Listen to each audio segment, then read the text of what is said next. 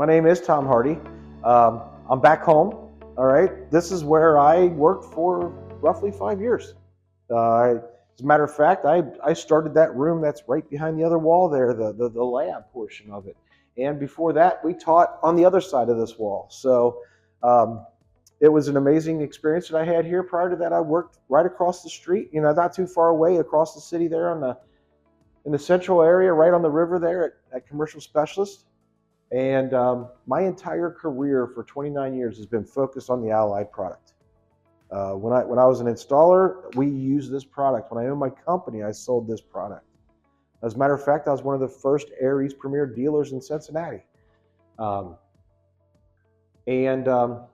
I love this product. In 2019, while I was employed here, I was Trainer of the Year for both the Allied products and the Riemann Rude product. So very honored to have that distinction. We do have core values at Allied that we talk about: integrity, respect, and excellence. I want to focus on the excellence part today. I hope that I give you an excellent presentation. And then I hope that you come out of here and you're very comfortable with the product, and then no worries whatsoever, no fears, and that when you're faced with a problem with this product, you're like, we covered that, not a problem, we can cover, we can get that taken care of. And you do have two local experts now. So 2J has two great guys working for him on the TSA role. We got Rob Dill. You guys know Rob, he's here. And in the southern market, southeast market, they've got Chris Hicks. And yes, I know he kind of looks like Bernstein, but yeah. I was thinking that right off the bat. He's a younger Bernstein, but but these guys have they have the authority of the factory, right? These are your factory representatives that are actually employed by 2J. We use what's called train the trainer. For the most part, I do maybe one or two trainings with the distributors. I can't get to all of our distributors every year, so I do.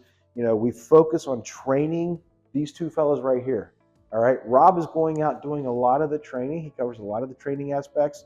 Very knowledgeable fella, and they should be your first stop whenever you have an issue in the field with the product. By all means, give them a call. Let them stand on hold with the factory, okay? They have a dedicated line that they can call, which goes right to access the engineers, the product managers, so they have access right to the cream of the crop to get that problem solved for you if there is any. Now, this is me pandering. If you get an opportunity in the very near future, like by the end of the month, please go to ESCO's website. I'm in the running for top trainer in the Americas. So your vote would be great. I'd appreciate that. By all means, again, it is just me pandering. It is on their website. You have to go to most influential trainers. They're honored in the top 25, and by golly, my picture's right there in the front and center on that website. So I hope I make it. All right, let's look at heat pumps. On this list, outside of the defrost stat, because the defrost stat is nothing but a sensor, the only thing that shows up on this list versus an air conditioner is one thing: the reversing valve. That's it. That's it.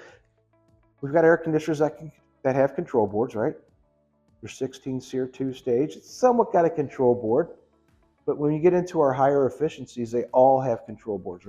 Every air conditioner and a defrost and the heat pumps. As a matter of fact, on our 22 SEER heat pump and our 23 SEER air conditioner, they have the same board. And that's the same one that has on the Lynx product. So when you get to that Lynx or that 18 SEER product, it has the exact same control board as what it has on every product that we've got that's a modulating unit. That's what we're going to spend our time today, on that control board. Because if you know that control board, it's not just Lynx. You know the AirEase 4SHP18, you know the 22 SEER heat pump, and you know the 23 SEER air conditioner. And you're pretty much going to know every product coming out since 2025 going forward, all right? Because they're all going to use that board. That's a board that's going to take us into the future. We're hinging a lot on that board. There's a lot of technology in there. There's a lot in there that's not even unlocked yet. So But who knows, that could change tomorrow because technology is always advancing, right? We could come out tomorrow and say, you know what, we got a much better board. So, but as of today, that is our technology. That's a hinge of our technology.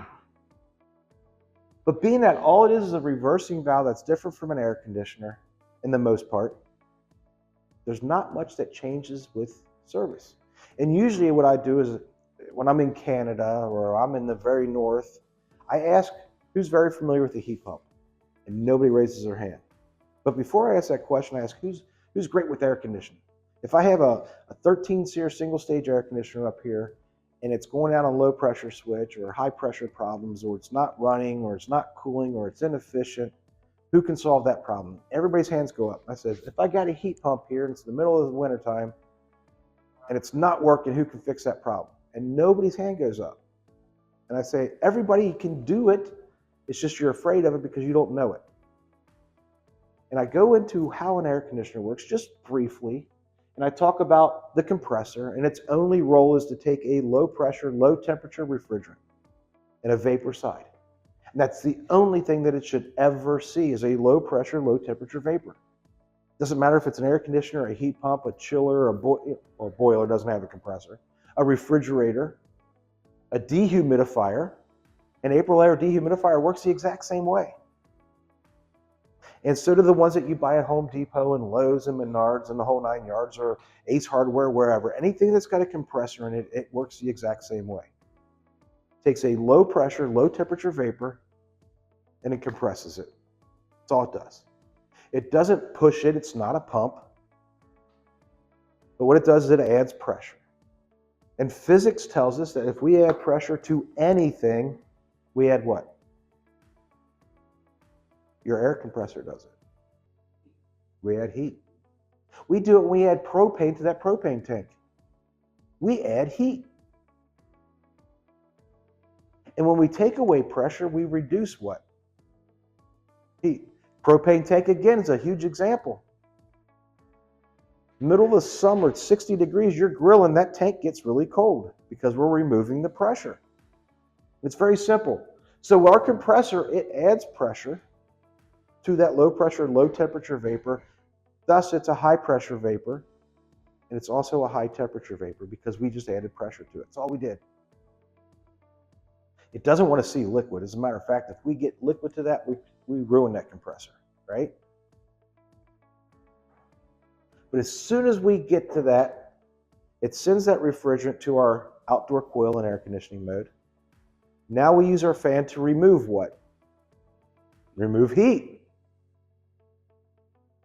Getting on a train here, right? Something's happening that's really similar to everything. Everything has the word heat in it. All right?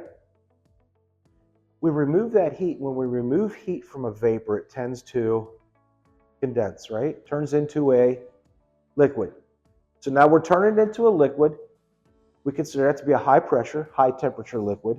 Now there is no temperature number and there is no certain pressure number that says now you are high pressure or now you are high temperature.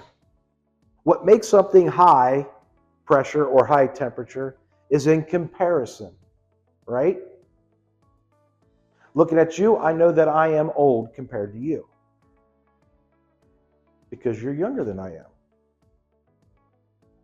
And compared to you, I would estimate that I'm young. Estimate, okay? Did you notice that? I didn't call you old, I called me young because I know that game, right? Again, does that make you old? No. In comparison. That's what we look at. Everything's in comparison when we talk about air conditioning. High pressure, high temperature liquid is only considered high pressure, high temperature because on the other side of the metering device, it's low pressure, low temperature, right? This could be 100 degrees or it could be 50 degrees, that liquid. And it's always considered high pressure, high temperature. And it's amazing. A lot of people just think, oh, what temperature is that? We don't really look at it. We try to get too technical with it, but we don't want to simplify things. I mean, honestly, it's very simple how this works. As soon as we hit that metering device, its only job, and that's our second mechanical thing, and in the role of this whole system, mechanical only does one thing, and that changes pressure. So its role is to simply reduce the pressure. And when we reduce pressure, we reduce temperature. We remove heat again, all right? And we're doing that simply so that we can add heat in the inside and boil off that refrigerant. We're lowering the pressure, thus lowering the temperature down below the anticipated air temperature coming across it so we can boil it off. Air causes reaction to the refrigerant because it removes heat or it adds heat. And when we add the heat to it, we boil it off, we turn it from a liquid to a vapor, and thus it is a low pressure, low temperature vapor because on the other side of the compressor it's high temperature, high pressure. And then it goes back to the compressor. It starts all over again. All we are doing is adding heat here, adding heat here, removing heat through the air, removing heat through that restriction because of pressure. That's all we do. We remove heat. We don't create cold air. We remove heat. The goal of an air conditioner is not to create cold air. It's to remove heat. Thus, it's cold. It's an amazing thing. Everything in our industry revolves around heat. Furnaces create heat. Boilers create heat. Chillers remove heat. And if we have a low pressure, low temperature, or a low pressure problem, do we look inside or outside for the problem? Now, we have a low pressure problem. If we go to an air conditioner, it says low pressure. I want to bring something else in because it's something that I used to teach while I was here when I would have a specialized class, an individualized generic class. It would be air before charge. All right? Do you own your company? Okay, because I know you don't, correct? Yeah. And do you? How much does a go back cost you? How much does a go back cost you? So in other words, your technician puts the systems in today and then they got to go back next week because it's not working. It's a good amount of money, right? It's a good amount of money. Not only does it cost you monetarily right off the bat because you're paying somebody to do something that you already paid them to do, and now you've got to pay their trip out and all that, and you're not making revenue off of that, but then it's also, you got to count in the lost revenue that that fella or that lady could be making for you that same amount of time. And it usually comes down to something careless. I say usually because yes, they are machines, they do break, we all experience that. But the reason I say air before charge, if I properly charge systems, should I ever have to take refrigerant out of it? It's not guppies, right? They're not guppies, they're not rabbits, they're not dogs, they're not cats, they're not humans. They don't reproduce. The only way that more refrigerant can get into a system is if we physically put it in, right? Now, barring a faulty piece of equipment, should it ever be undercharged if we charge it up? If we charge it correctly, it should never be undercharged, right? Again, barring a faulty piece of equipment. Something that, because yes, we do have, or a bad braze or something like that, but we do have leaks that occur in our field. So that's a little bit different. That's why I always say air before charge. Because the one thing that we cannot control the minute that we install that system is what happens to the airflow. Please? Yeah, it changes. But we can't control it, can we? No. We can't control what a homeowner does with a sofa and puts it over top of the return. We can't control that they decide to cut a wall open and not turn the system off. As a matter of fact, we expect the airflow to change. We expect that filter to start accumulating dirt throughout the years, right? Or throughout the time that it runs.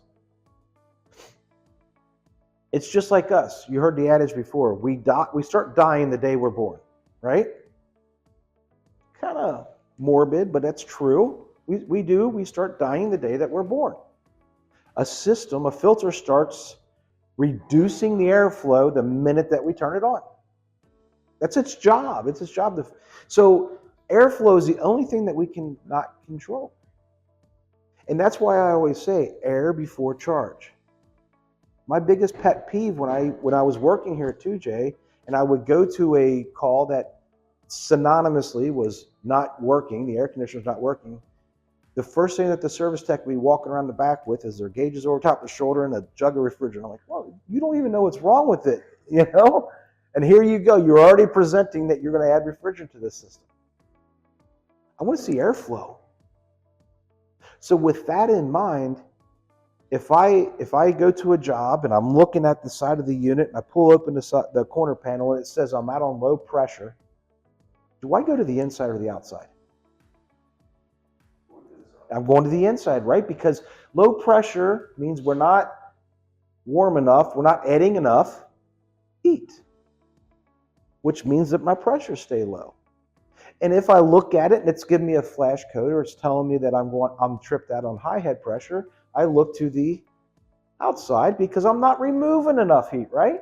How you doing? Come on in. I'm going to have you sign in on that paper for them. And then at the first break, I'll have you sign in for the Allied, okay?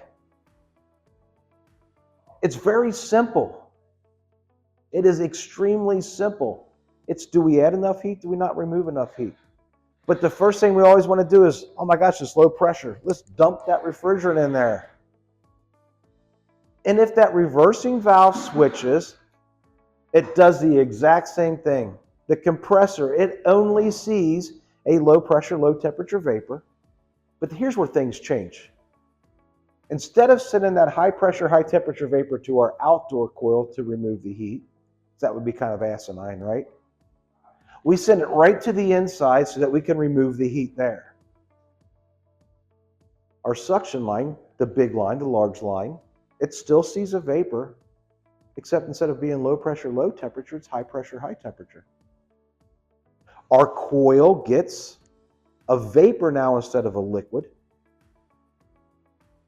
But at the same time, if we look at it, when it comes out that bottom tube, it's a vapor. Now we're going in that bottom tube, it's a vapor, except it's high pressure, high temperature. And we remove the heat in there, and coming out of the top of that coil, it's a liquid.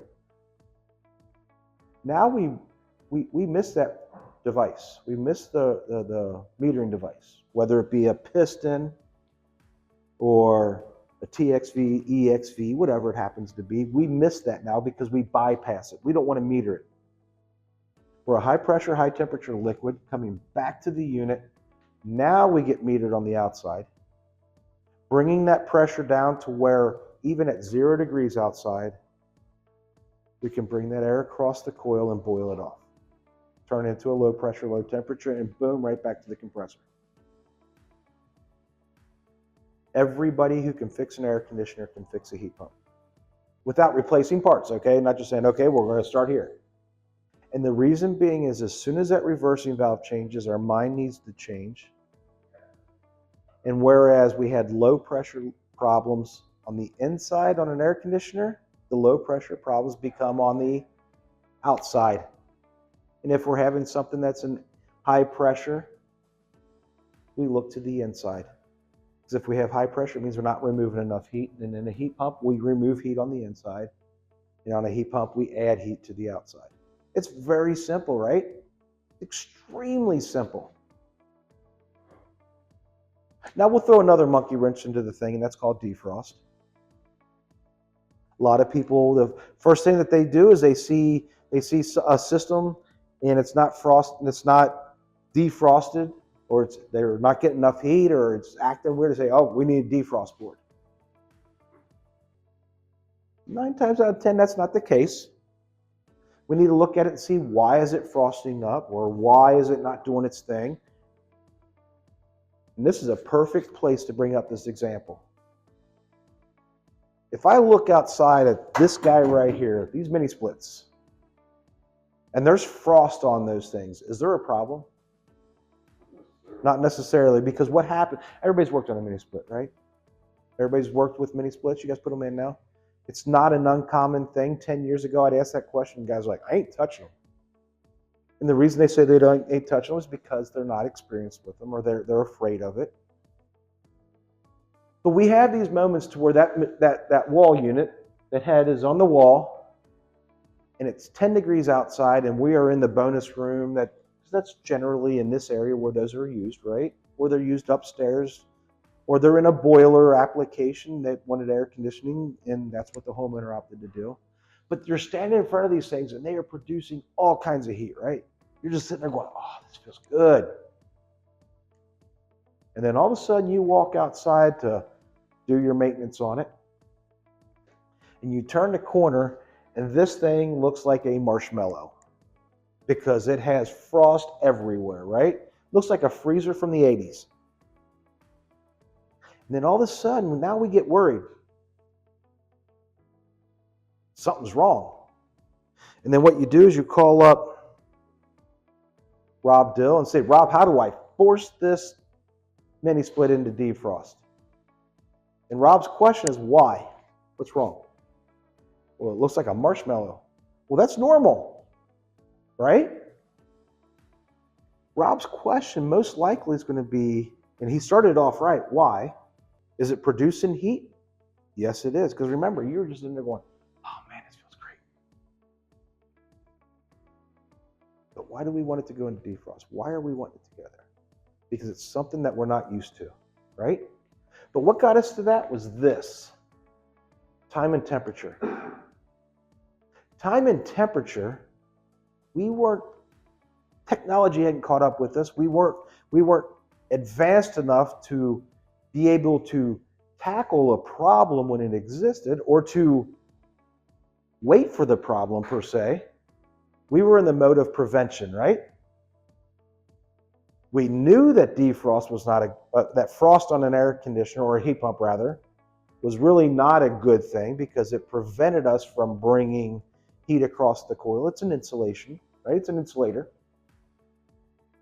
Igloos are a great example of that. If you get caught in an avalanche and you can't get off the mountain, what do? You dig a hole and you stay in the snow because it traps your heat until rescue comes, or until the daybreak or whatever, until you can get out.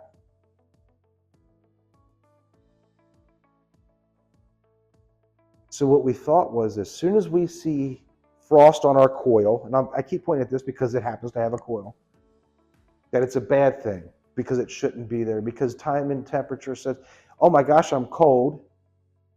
It's run for an X amount of time. It looks at my defrost stat. Depending on how the defrost stat is set up, it's either closed or open. If it's in the non-normal position, I'm going to use a normally open. So if it's closed, that means it's cold. That means there should be frost on it. Now I'm going to go into defrost, which means I reverse. I'm taking heat from the inside. I'm putting it onto my outdoor coil, and I'm letting it melt that frost until that defrost stat closes, or opens up at that point. Remember, it's normally open.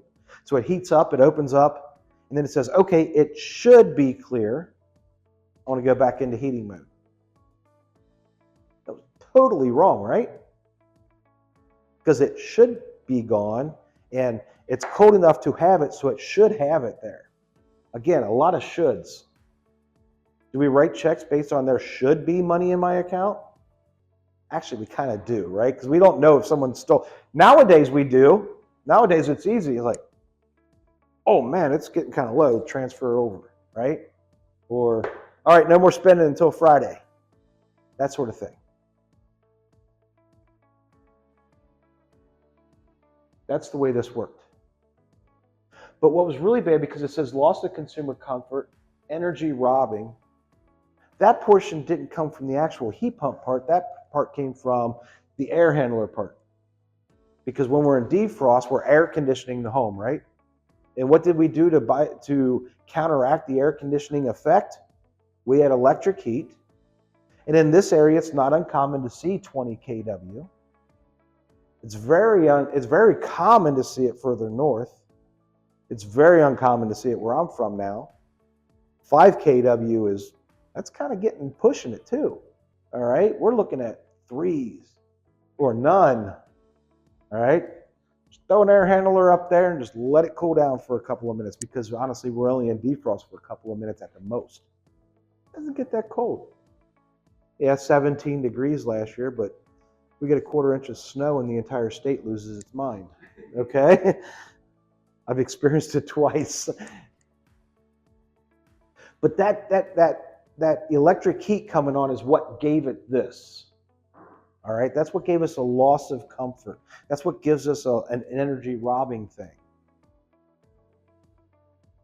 If we look at it, heat pumps weren't designed for the North originally. That was a southern thing around the Gulf Coast. They work perfect there. They might go into defrost 3 or 4 times a year. And 2 of those might be from us forcing it into defrost. But then when we start coming out with 2-stage equipment, we started getting a little better with our defrost, on-demand defrost. And oh, by the way, time and temperature, that's not gone. At Allied, we used it all the way up until the beginning of this year. Do you remember when we had pressure, we were measuring the pressure difference across the coils? I do remember that, and keep remembering that because it's not old, it's not forgotten. Wait for an hour or two. Wait for an hour or two. You'll be amazed on what we bring back. That's one thing, we always bring stuff back. Remember how popular dual fuel was? And then they got rid of it, right? What's back now? Dual fuel. Yes, no, and it's... I remember back in the 70s. Yeah. We were putting heat pumps on the oil ones. Exactly. Not only is it back, but it's thriving, right? It's thriving. It makes sense. It does. Thing is, though, we've conditioned it or we've improved the act. It's amazing. So when we come out with 2-stage pieces of equipment, technology was a little bit further along, right? Started using on-demand defrost. On-demand was really great because now it sort of gave it, hey, when it needs it, we have a better way of sensing that there's actual frost there. We kind of got smarter with frost technology. And yes, I say frost technology because if we understand how something is formed, we can understand quicker or more efficiently remove that, right? And we're doing it. It's cutting edge in the early teens, 2000 teens.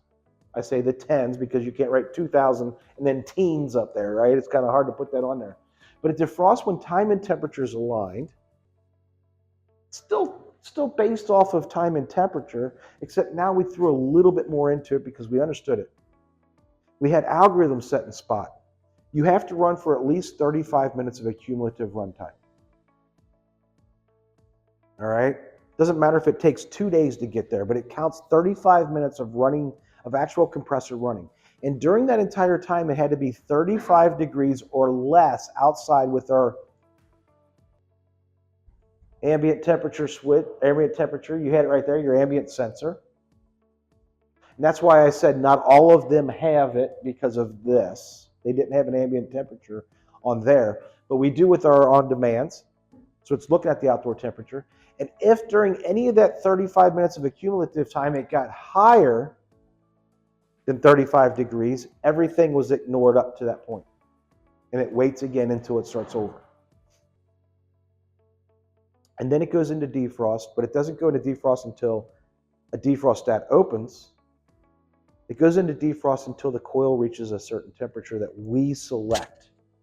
We, the technician, selected. And the reason that it goes in there when we select it is because what works in Florida is totally different than what works in Nova Scotia, Canada, and Cincinnati, Ohio. Heck, what works in Cincinnati proper is totally different than what would work in Indian Hill or Kenwood or Blue Ash or Harrison, right? Totally different. Or what would happen in Cincinnati here versus downtown Cincinnati, or 6 miles away at a condo with a pond in the back. So we take that and we apply what we know is best as far as defrost termination temperature. And at that point, that's when it reacts. So this made it more or less, instead of making a heat pump that said, okay, one size fits all, right? We went to one size fits most, but then we gave the adjustment, right? That's the worst thing that you get. You go somewhere and you buy a pair of gloves and it says, you're looking for the large, right? Because I got sausages here. I got sausage hands. Sometimes I need a large, sometimes I need an extra large, depending on what kind of glove it is. But I hate it when it says one size fits most. It used to always say one size fits all, didn't it? Until they started putting the antibiotics in the meats and stuff like that. Next thing you know, we've got Goliaths. I used to be considered a big guy. Not in my lifetime, okay?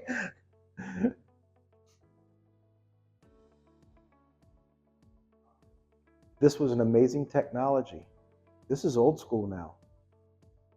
We're bringing back the old to make it new school. All right, let's just keep going on here. Mild weather kit.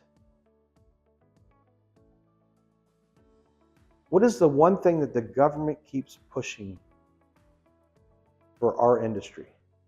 When I say government, I'm not talking about the mayor. I'm talking about our governing agencies, EPA, Department of Energy, stuff like that. What is the one thing that they keep pushing for the HVAC industry?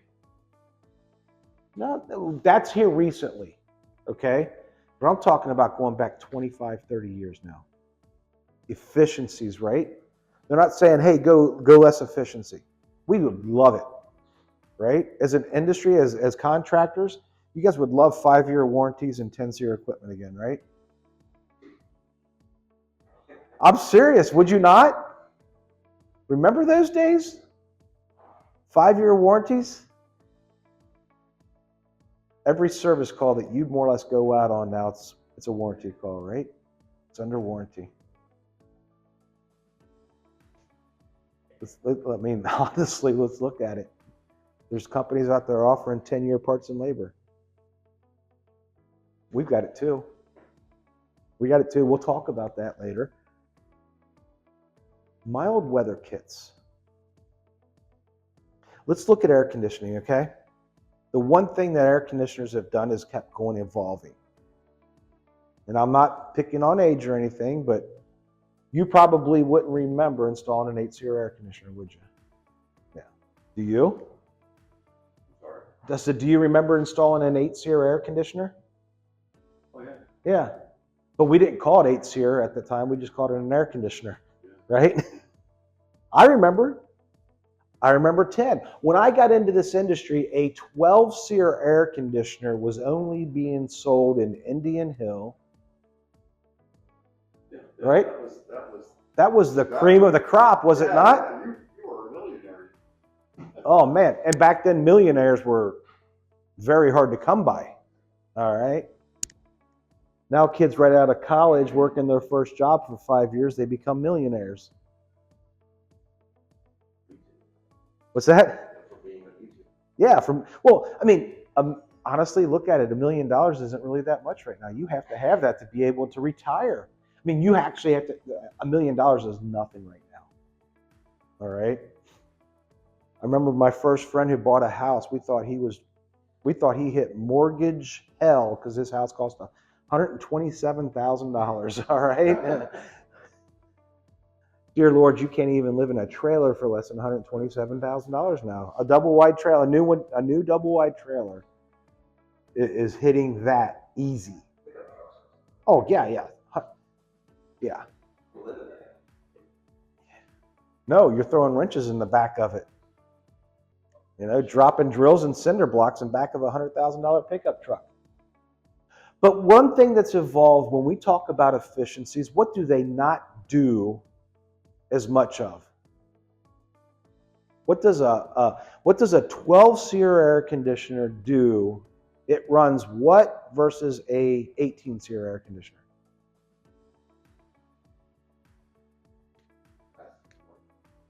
Time. It runs less time than an 18-SEER runs less than a 12-SEER. I mean, it has to, right? If we think about it, it runs less. Has to. Let's say single stage. A single stage 17-SEER air conditioner runs less than a single stage 12-SEER air conditioner. I didn't want to say, I misspoke by saying 18 because we've got all kinds of stuff that we talk about with that. But its goal is to run less because it saves energy, right? It's more efficient. It moves more heat. That's what it does. Now let's look at this. Let's look there something.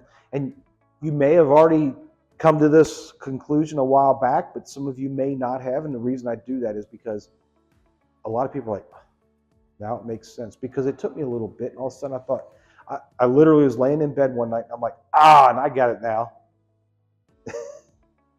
And my wife hates that stuff. Have we had homeowners complaining about humidity more now than we have in the past? We have. Has it been raining more now than it has in the past? No. As a matter of fact, the ice caps are melting more now, right? Why do we have more humidity now in a home than in the past? There's less air exchange, they're tighter. That's true, but if they're tighter, it means it's getting less in too, right? Pardon? If it's tighter, it means less can come in Right. if we think about that. But why is humidity actually becoming more of a problem now than it was, say, 30 years ago? Simple. There's the mold and the mildew and the health. But that's because of the humidity. Have we had homeowners say, my old air conditioner cooled better? Have we heard that? But then our counter reaction to that is, ma'am, it was set at 70 before, and I'm looking right at the thermostat, it's 70 now. And if we haven't changed the thermostat, that's a saving grace, right? Because we can say, it's the same thermostat. Why does it feel colder before than now? We were talking about just a minute ago. There's less water in the air. Okay, before. Because the system ran longer, it pulled more humidity out. That's all it was. This one doesn't do a quote-unquote worse job at it. It's just simply not running as much. Our air conditioners are not designed to be dehumidifiers. The goal of an air conditioner, we talked about it at the first, and I'm setting this all up, right? I have that plan at the beginning. Okay, this is how I'm going to tackle that. The goal of an air conditioner is to remove what? Heat. That's all it does. Remember what I said? Our goal is not to create cold air. Our goal is to remove heat. That's all it does. Let's look at humidity in the air. If I'm 50%, and this is my air molecule, okay? If it's 50%, and the minute that I get to about here, I'm at 100%, right? And that's what happens when we cool air. When we remove heat from an air molecule, it gets smaller. At this point, if I go down to here, I'm still 100% relative humidity inside that air, but I had to leave where I was at 100%. And I go down to here, that 100% of relative humidity, as I keep getting smaller, that excess water has to go somewhere, right? It's called condensation, and that's what happens. We leave it on that coil. And then if I keep getting smaller and smaller, I'm still at 100%. I'll leave that on the coil, and then I'll leave. But it doesn't stay on the coil long, right? That air molecule's in and out like that. I mean, we're doing it like that. And the only way to keep bringing more humidity out of it is to keep bringing it around. And if we don't keep bringing it around because our air conditioners and our heat pumps are more efficient, that means it's in, getting the job done, it's out. That's what its job is, right? That's where we're not doing as much dehumidification. So now we have to have other controls in there to do dehumidification. I know you guys sell them. I know Herman sells them. You guys sell a ton of dehumidification, don't you? A good amount. You sell dehumidifiers. Not much anymore? You have. So I know you sold them because when I was here, I used to see them coming back if it had a leak in it. Okay. But the request is there more and more and more often now to remove humidity, and our solution is dehumidifiers being installed into the system in conjunction with our air conditioners. Air conditioners are becoming less and less and less efficient to remove humidity. However, when we get into communicating equipment, now we can start working more on dehumidification because we can trick the system. When we first started getting into the industry, this is a prime example. What did you set your airflow per ton? 350. Now, what did you used to see? When I say first got into it, it used to be. Well, yeah, we were taught 350, but the problem is like. It would freeze up. Well, yeah, that was the problem too, but. Yeah.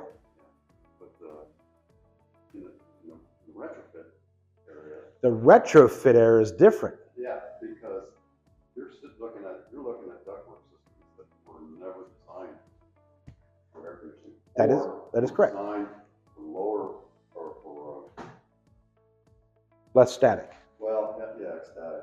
You run into the problem all the time, but you're going to put a high efficiency unit on a marginal ductwork system, and you're going to have, and you're going to try and move that air that you want to get through that thing. You're going to have noise problems. Oh yes. Yeah. But what we started off originally when we were at our 10 SEER, 12 SEER, it was 400 CFM per ton. That was our Cincinnati, right? Now we're, like he just said it, we're at 350, 375 is what our goal is now. Get down into Florida, 275, 295, 300. They have a lot of humidity, extraordinarily amount of humidity. Get in Denver, Colorado, Salt Lake City, Utah, down in Phoenix, Arizona. No humidity, 500 CFM per ton, 550, 600. We are now trying to manipulate our systems for dehumidification. And we can do that with the single stage and two stage and PSC style equipment, non-inverter, non-driven equipment. But if we add an air conditioner to a house, and it's becoming more and more and more commonplace that houses don't have operating windows, believe it or not. And honestly, half the houses that have operating windows don't operate anymore anyway because the homeowner refuses to open them. Billy's got allergies. Susie's got hay fever or asthma, so we can't open up the windows and bring that air in. They're making it worse because they're not bringing fresh air into the home. Now it's getting stale and dirty. That's a different class. IAQ is a different thing. But if we have a home that requires cooling and it's 65 or less outside, what do we put on that air conditioner? And it's not a mild weather kit, just so you know. Put on a fan control outside, right? Low ambient kit is what we call it. And that ensures that we maintain some heat in that outdoor coil so that we can maintain the process of refrigeration. We ensure that we keep our head pressure somewhat within range, right? That's what we're doing. We're cycling that fan off outside if we're getting too cold.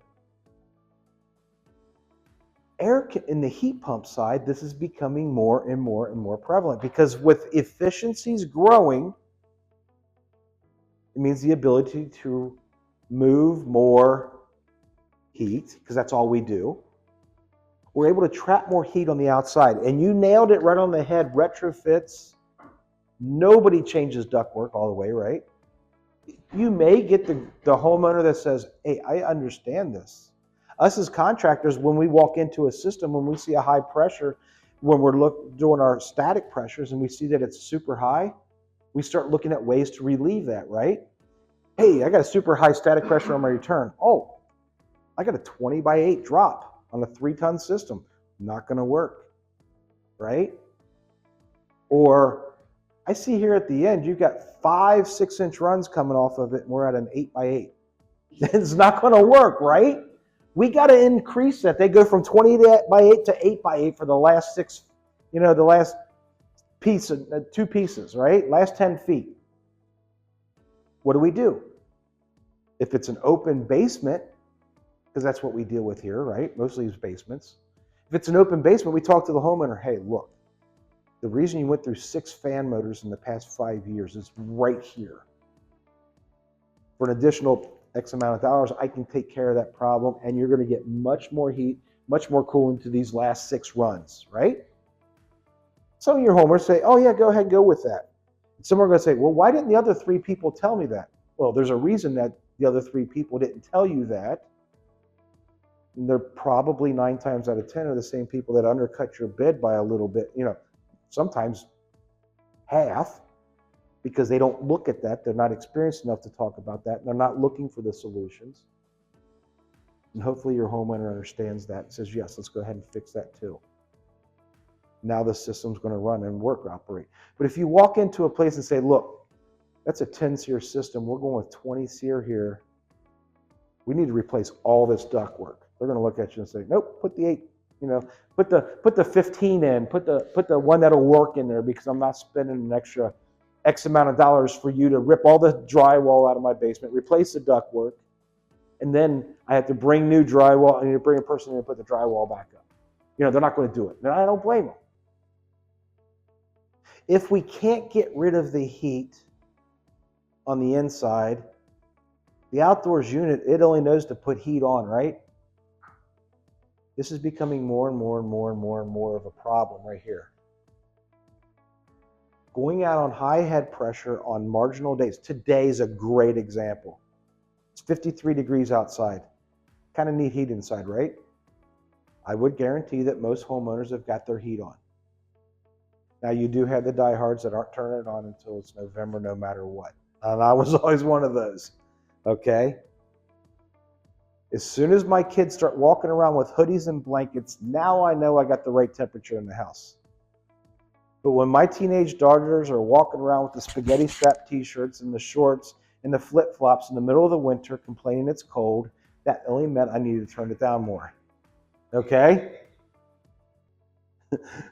At my house, when I was a kid, if you're warm, if you're cold, that meant get closer to the fireplace, right? That means you're too far to the outside of the house. Get closer to the middle.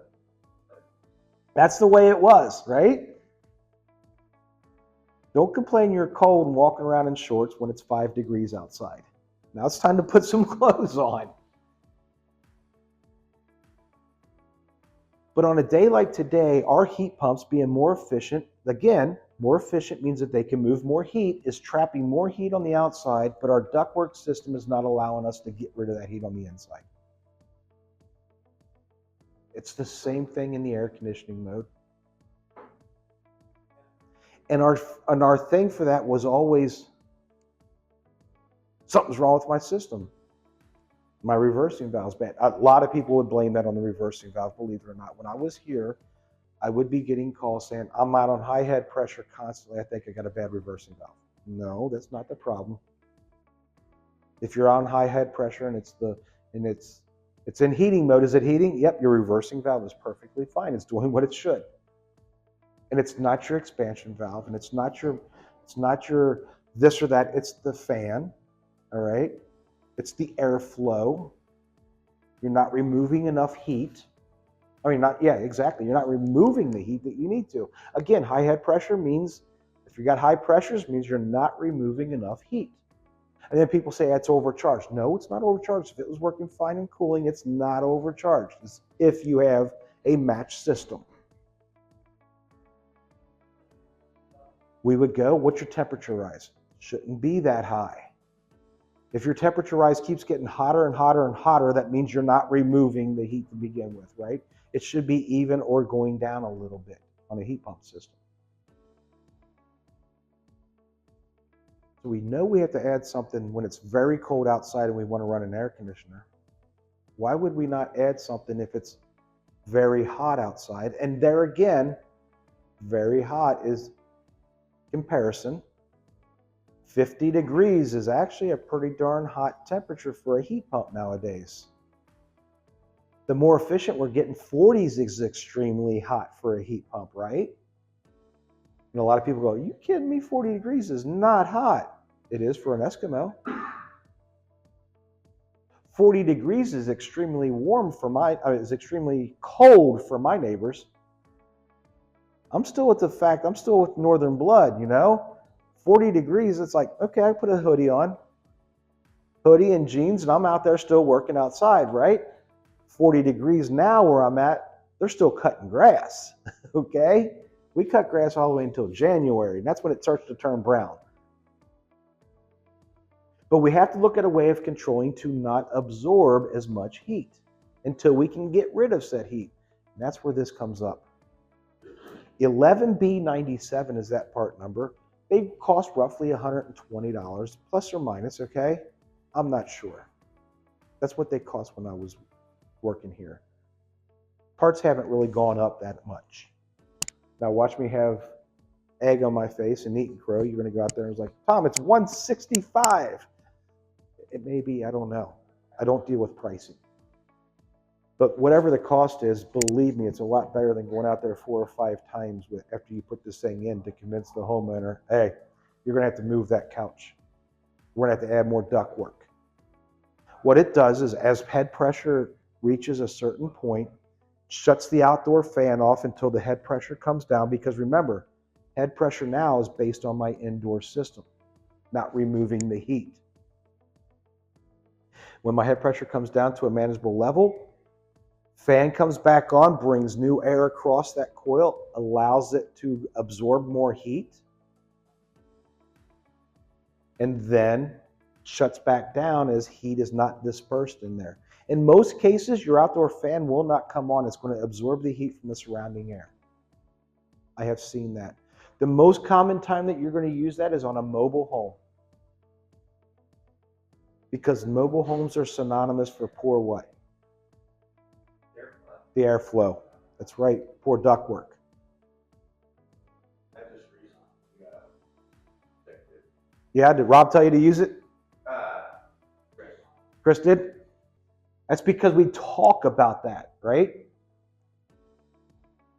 Most of our competition, they don't talk about that. It's a solution to a problem, not for the manufacturer. It's not a manufacturer's issue. It's an industry issue, right?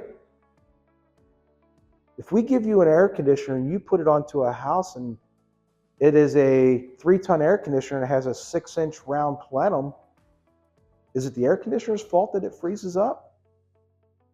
I don't think so, right? You can change it out to any air conditioner you want. As long as it's the same size, it will continue to freeze up. All right. So we are going to be talking about this board now. Now, I did lie when I said this is the only picture. I got one other picture to talk about. But, you know, if we sit back and look at it, this class is over at 12, so it's, you know, almost 3 hours on that. So, but the thing is, though, I go over this board, and when I do that, we go over every component that touches this board, which essentially tells you everything about that heat pump. All right? Because if we sit back and look at it, the only thing that makes a heat pump run is its board or an air conditioner. So if we know this, we know every component. Okay? What I do is I start here at the top, I work my way all the way over to here, skip this, come down here, back up, and then we talk about that, because this is how the thing runs. If we don't know all the components that decide how it runs, there's no reason to talk about that first, right? So that's the way I talk about it. The first thing we talk about is low pressure switch, LPS. Now, we use a low pressure switch on everything. All right, every condensing unit that we manufacture, if I'm not mistaken, this is originally, that's the way it was. They could have changed something. I don't know about it. But as I'm talking, in the best of my knowledge, we use a low pressure switch on every unit that we manufacture. Anything that has a condensing portion to it, a compressor on it. All right, anything that condenses, not the furnaces, but that has a compressor in it, has a low pressure switch. Historically, that was not always the case. It used to be used for 2-stage and above. So for the higher SEER equipment, we would give you more protection, okay?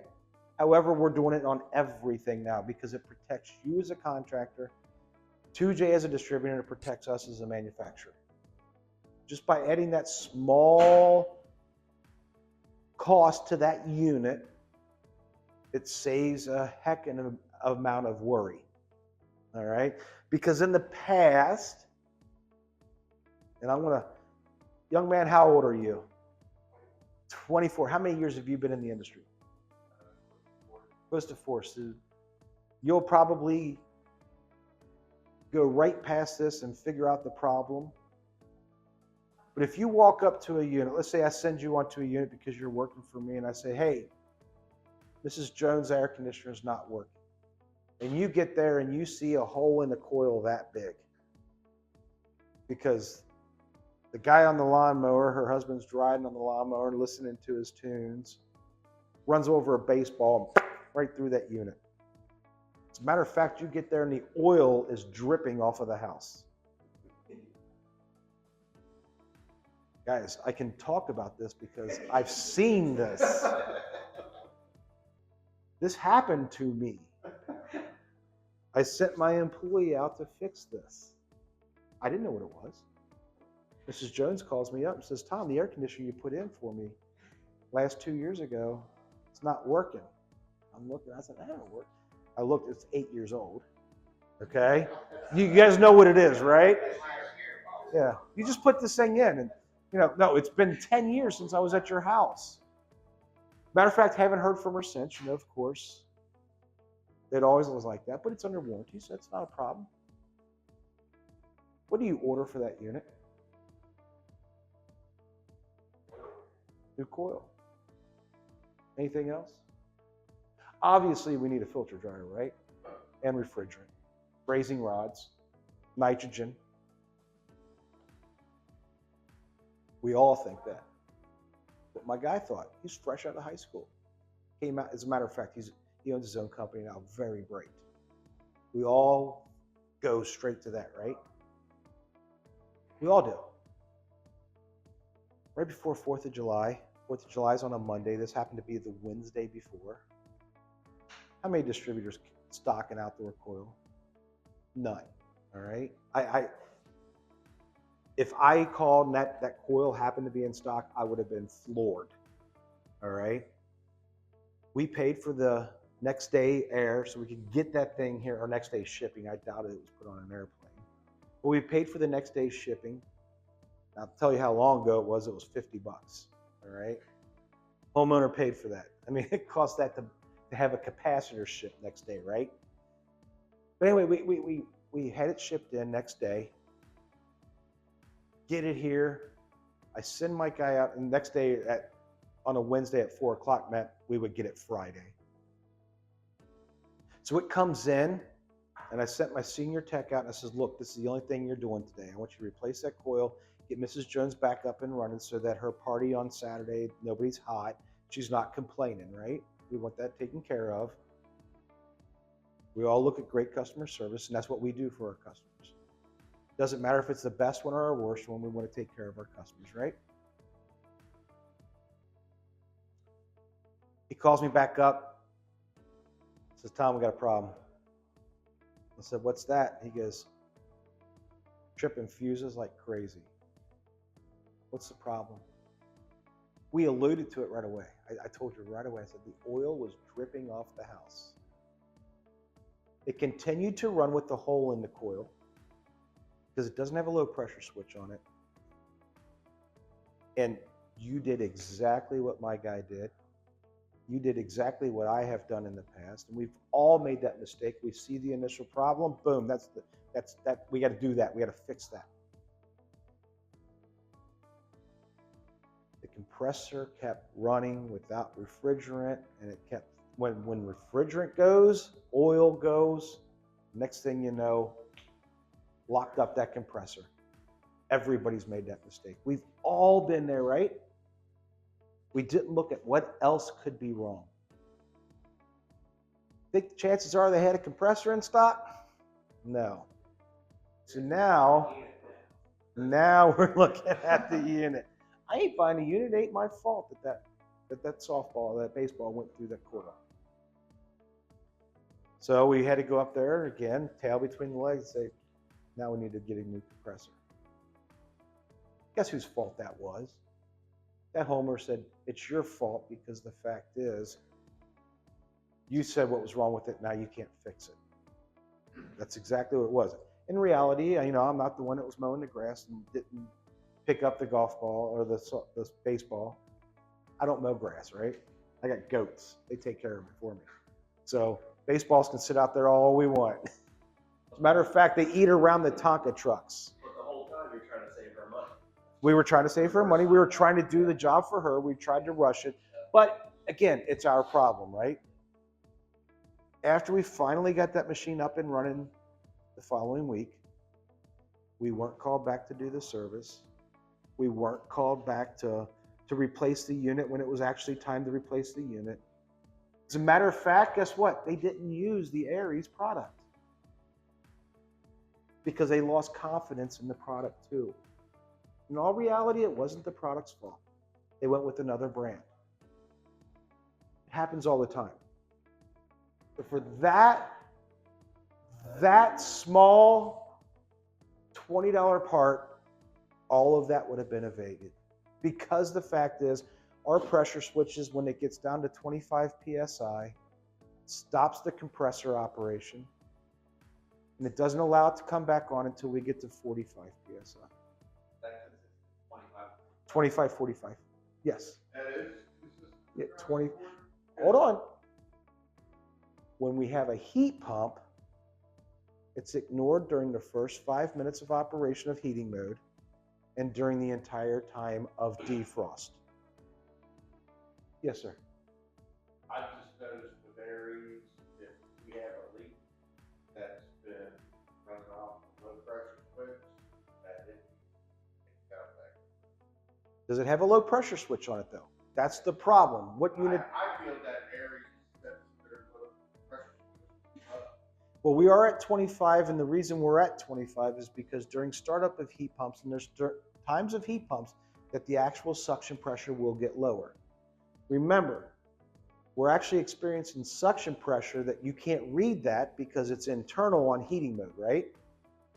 When we get into heating mode, we're going to experience pressures 25, 26, 27 on heat pump mode in heating.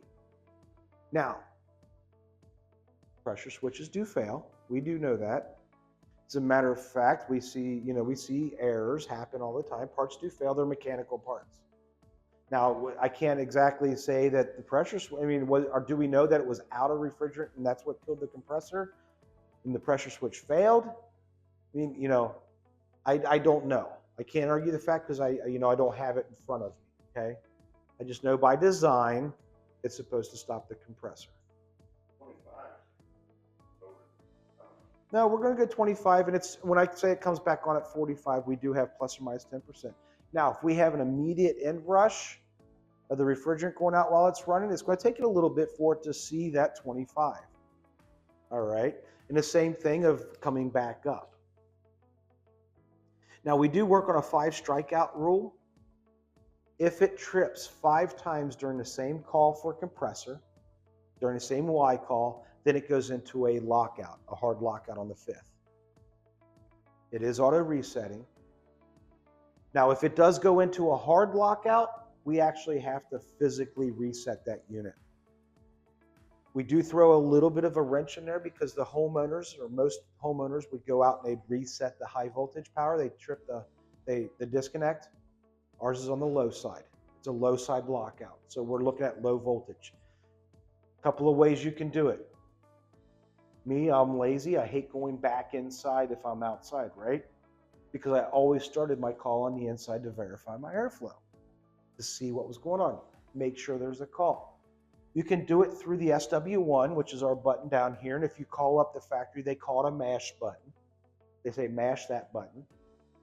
In the north, we call it a push button, right? That's why I say SW1, because that's what it's listed as, and that's what you'll see it as in the owner's manual and the service manual. Or you can remove the 24 volts to this board by one of these Molexes, pull it off. This one contains the common, this one will contain the red. These are on a Molex, you just squeeze the clip, which is on the bottom here, pull it off. count to 5, put it back on. Or you can go to the wire nuts, or you can go down below to the RAST connector, because we have RAST connectors on this that you just pull it apart, put your wire in there and tighten it down, the screwdriver. Or if it's a wire nutted application, then you can take the wire nut off for the common. The reason I say common is because if we take the red off and we lose hold of it and it hits something metal, now we have to go back inside, replace the fuse or replace a transformer, right? So that's why I always say remove the common.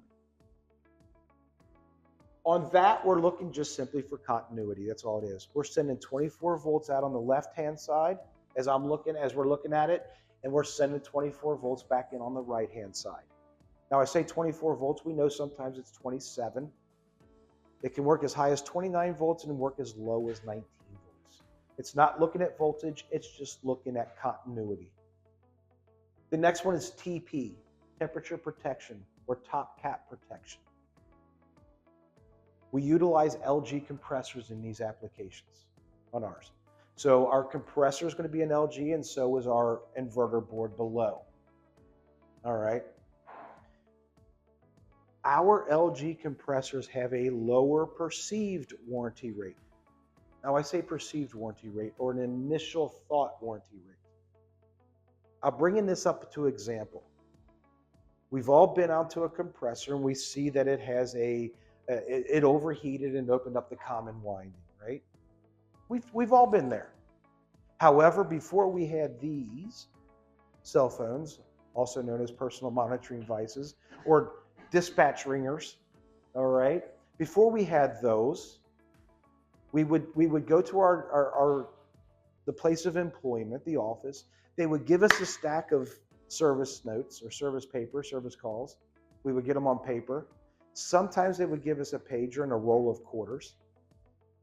But before that, they just gave us the papers and said, we'll see you when you're done. And that may be for a week, right? Times were much simpler then, and there's a lot more peaceful. And when you came back, you turned in the checks and the cash, and then you got your change back if you had to make change or whatever. And then you would get another stack of papers, and you would be gone for another 2, 3, 4 days, do it a week. And if we experienced a compressor that was out on thermal overload, the common winding was open because that's where the fuse was. We would go to the store, we would buy a bag of ice or 3 or 4, pack that compressor, or we would get the hose, turn the garden hose on because we didn't have high sewer bills then, right? Turn that on, and we would tell the homeowner, we're going to go run some more service calls, we'll come back. I'll be back on my way home, or I'll be back later this afternoon, or I'll be back later this evening. And you would sift through your calls, find some ones that were close. You would go run those calls. Some of them might be clean and check. Some of them might be air conditioner not working, which the fuse blew or something like that. We had a storm the night before, whatever. You would fix those, and then you would come back to this because now you would perceive that that compressor has fully cooled down. Again, we had time on our side. We can't do that now. We are tied to a computer per se, or some of us have an ERP system that routes where we go, and we don't leave that job without having to reschedule it or do this or do that, because if you work for a larger company, the minute that you leave there, they're wanting to know what was wrong with it, what was the solution, yada, yada, yada. Close that job out. Where's our money? Now you're on to the next one. There's too much micromanaging now, which hey, it's evolving. That's what it's doing. Makes it more efficient. However, it loses that ability to fully service a unit. So the techs nowadays, and I've witnessed this, they'll get the hose out, they put it on until they can put their hand on top of the compressor without branding their hand. They think it's cool enough, they plug in the machine, instantly back out on here, because it overloads it that quick. Hey, if it's done it 2 or 3 times and I can't reset the compressor and it doesn't run, it's a bad compressor, right? What happens now is they call up 2J Supply, they order a new compressor, they take the old one out 2 or 3 days later. They don't test it because we know it would be set, right? They pull the old one out, they bring it, they drop it on the dock, system's up and running, probably going to have the same problem. System's up and running, hopefully they adjusted the charge or found the airflow problem or this or that or the overload, whatever it was, fix that too. But they bring the compressor back, Rob calls us up and it says, hey, send that compressor back to us. We want to tear it down. We want to find out what failed. Puts it on UPS's trucks, and UPS gets very happy because they love to fix compressors. Because when they drop it off on our dock, our guy gets it, puts it on the bench, sees the orange sticker on the top of that compressor, and it says, open winding. The guy goes, beep, beep, beep. Every winding is closed. Chalks it up to no fault found, which is 99% of the compressor problems that we get back. No fault found. In reality, if the tech would have waited 24 hours, it would have cooled down, that winding would have closed, and it let it run. LG put something on their compressors called top cap protection. It has two blue wires, comes right off the top of the compressor. There's a thermal disc sitting on top of the compressor with a band welded across it. I don't know the exact temperature that it goes out, but it's in the 220s. When it experiences that high temperature, opens up that, the microchip says, whoa, we're open, stop the compressor from running. Stop sending voltage. Lets it cool down into around 170 degrees, plus or minus again, okay? Then allows it to come back on. The whole time, the internal temperature does not get to the point to where it opens up the windings. And not only that, but it shows us a code right there that the compressor's hot and it will not run. Yes, we can bypass it. We know we can we can bypass any safety put onto a system, right? But do we? Some people do. If they're smart, they don't. All right? Because hey, you bypass the safety, it's your machine now. There's no warranty on that. Oh, someone died? Sorry, you bypassed the safety. We put the safety in there for a reason. But giving us a code down here, an E code, and it says, hey, your compressor's hot. That's why we're not running. When it cools down, we'll come back on. Does that a couple of times. Now it's going to tell us we need to figure out what's wrong with that, right?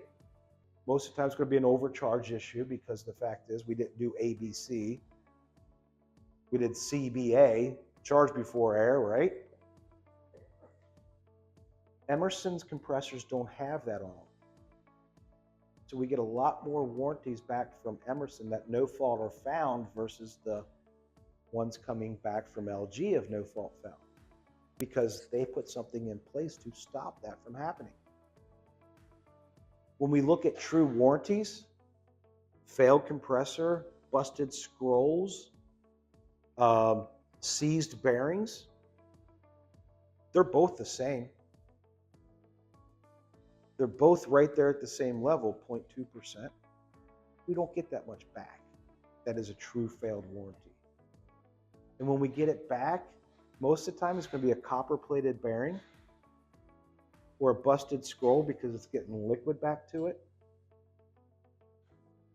This gives me a good opportunity, since we're talking about that, we're talking about compressors, let's talk about the compressors that happen to be in our 18 SEER pieces of equipment.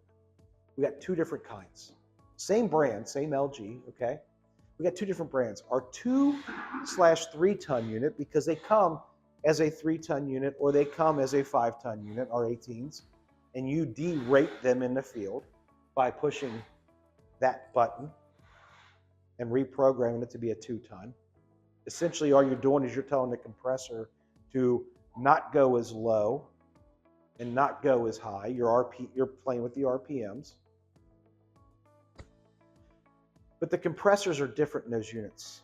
Our 2- and 3-ton unit has a dual vane rotary compressor. And our 4- and 5-ton unit has a scroll compressor. They're both modulating.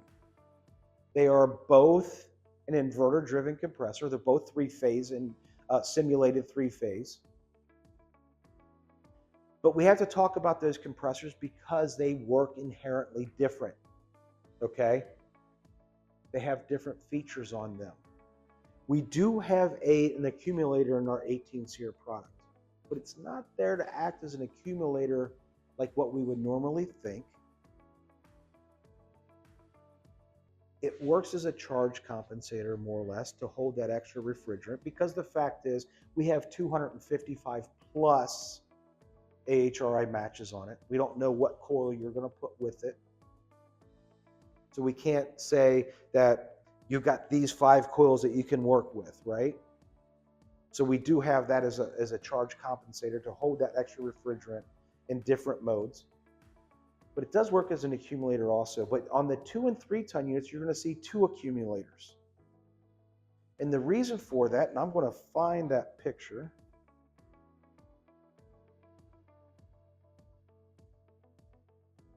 Let's look at the differences in the compressors. There's my scroll compressor. When we first came out with scroll compressors and we first started learning about compressors, we were told something totally false. We were said, hey, a scroll compressor can handle liquid, right? Do you guys remember that? Yeah, they said that it can handle liquid. It can compress liquid. You can't compress liquid. You can't make something that's already at its smallest form smaller, okay? We cannot compress it. As a matter of fact, if we get liquid up here in our scroll set, I assure you it will fail, all right? Because it's going to get to that point and it's going to rupture that scroll disc. It's cast iron, and it will rupture. But the reason we said that is because everything from this point down is low pressure. Everything from this point down, the only thing that should be entering right here, this is where our vapor goes in, is a low pressure vapor. If it's liquid, it's going to fall down. And if you look right there, it says magnet, right? Any type of debris that we get in there is going to fall down. And if it's metal, it's going to hit right here. So liquid sometimes will make its way down here and hopefully get heated up before it gets into the scroll itself. We don't slug the actual compressor itself. That's what somewhat makes that able to do it. But we are low pressure from here down. But go back to the rotary compressor. Here's where our rotary portion is. This is where our compressor. This compressor is nothing but high pressure. The vessel, the case, the whole thing is high pressure. Our low pressure, if we look, it enters. This is a great cutaway. Boom, right there. This is our low pressure section. That tube. It's a tube. If we put liquid into there, I assure you those wipers are going to bust right now. Okay? This is another accumulator. And if we look at that, it's hard to see some, depending on where you're at because of the lights, that tube goes all the way up to the very top. Any liquid that happens to make its way through is going to find its way down here. There's a screen right there to help keep debris. Oh, he's got a cutaway there. That's not our compressor. It is an LG compressor, but that's got a little bit more on it. But it finds its way down here. It's going to evaporate right up to the top. There we go. Let's turn this back around. It's going to evaporate here, turn into a vapor, find its way back up that J tube, go back down, come into here, and go into our rotary compressor area. That is the only, oh my gosh, what did I do? Oh, I hit a wrong button. I hit a blackout button or something. I don't know. Yeah, I did. Let's go back. There we go. We direct that vapor directly into the compressing action. For that reason, we have to have an accumulator on there. We learn through experience that if we have this compressor, that we have the accumulator built right onto it. prior to going into that accumulator, it goes through another accumulator. The one that we put on there, because that's not going to hold a vast amount of refrigerant in the event that we have a coil that slightly doesn't hold the same charge as our outdoor coil. Still acts as an accumulator, but it also plays a secondary role of storing just a little bit of refrigerant so that we're not going out on a high pressure situation. And if we look, there's also another thing, and this one does not have it, I don't see it. But we will have, off to the side of ours, there will be a solenoid valve on it that's going to equalize the pressures. Because on our scroll compressor, and I don't think, let's see if it's got it. Go back 2 slides. This is our scroll compressor. Those are those 2 blue wires that I was talking about for TP. There's that relief. And all it's doing is, see there, that's because, again, I said anything above the rotary action is considered high pressure. What that's going to do is, as soon as we shut down, it's going to start equalizing that pressure inside. Because on a scroll compressor, it's the very next one. That's a good cutaway of the scroll plates. We have bypass valves. And if you listen close enough, when a scroll compressor, an LG style scroll compressor shuts down, you'll hear dun dun dun dun dun. That dun dun dun dun dun are these reeds shutting down. Because when you stop that compressor, we don't want that pressure sitting in there and lifting that scroll up. Each one of these act on a different pressure. They all open up, and then ding, ding, ding, ding, ding. It's not a bad compressor. It's doing exactly what it should. And if you get an engineer, they're going to say, oh, that's making noise. I don't want that. No, that's what you want. Because we do notice on our new compressors here and on this unit, remember what used to be our anti-short cycle time? So as soon as that compressor would shut off, either the board or the thermostat would start counting down. What was that time? 5 minutes, right?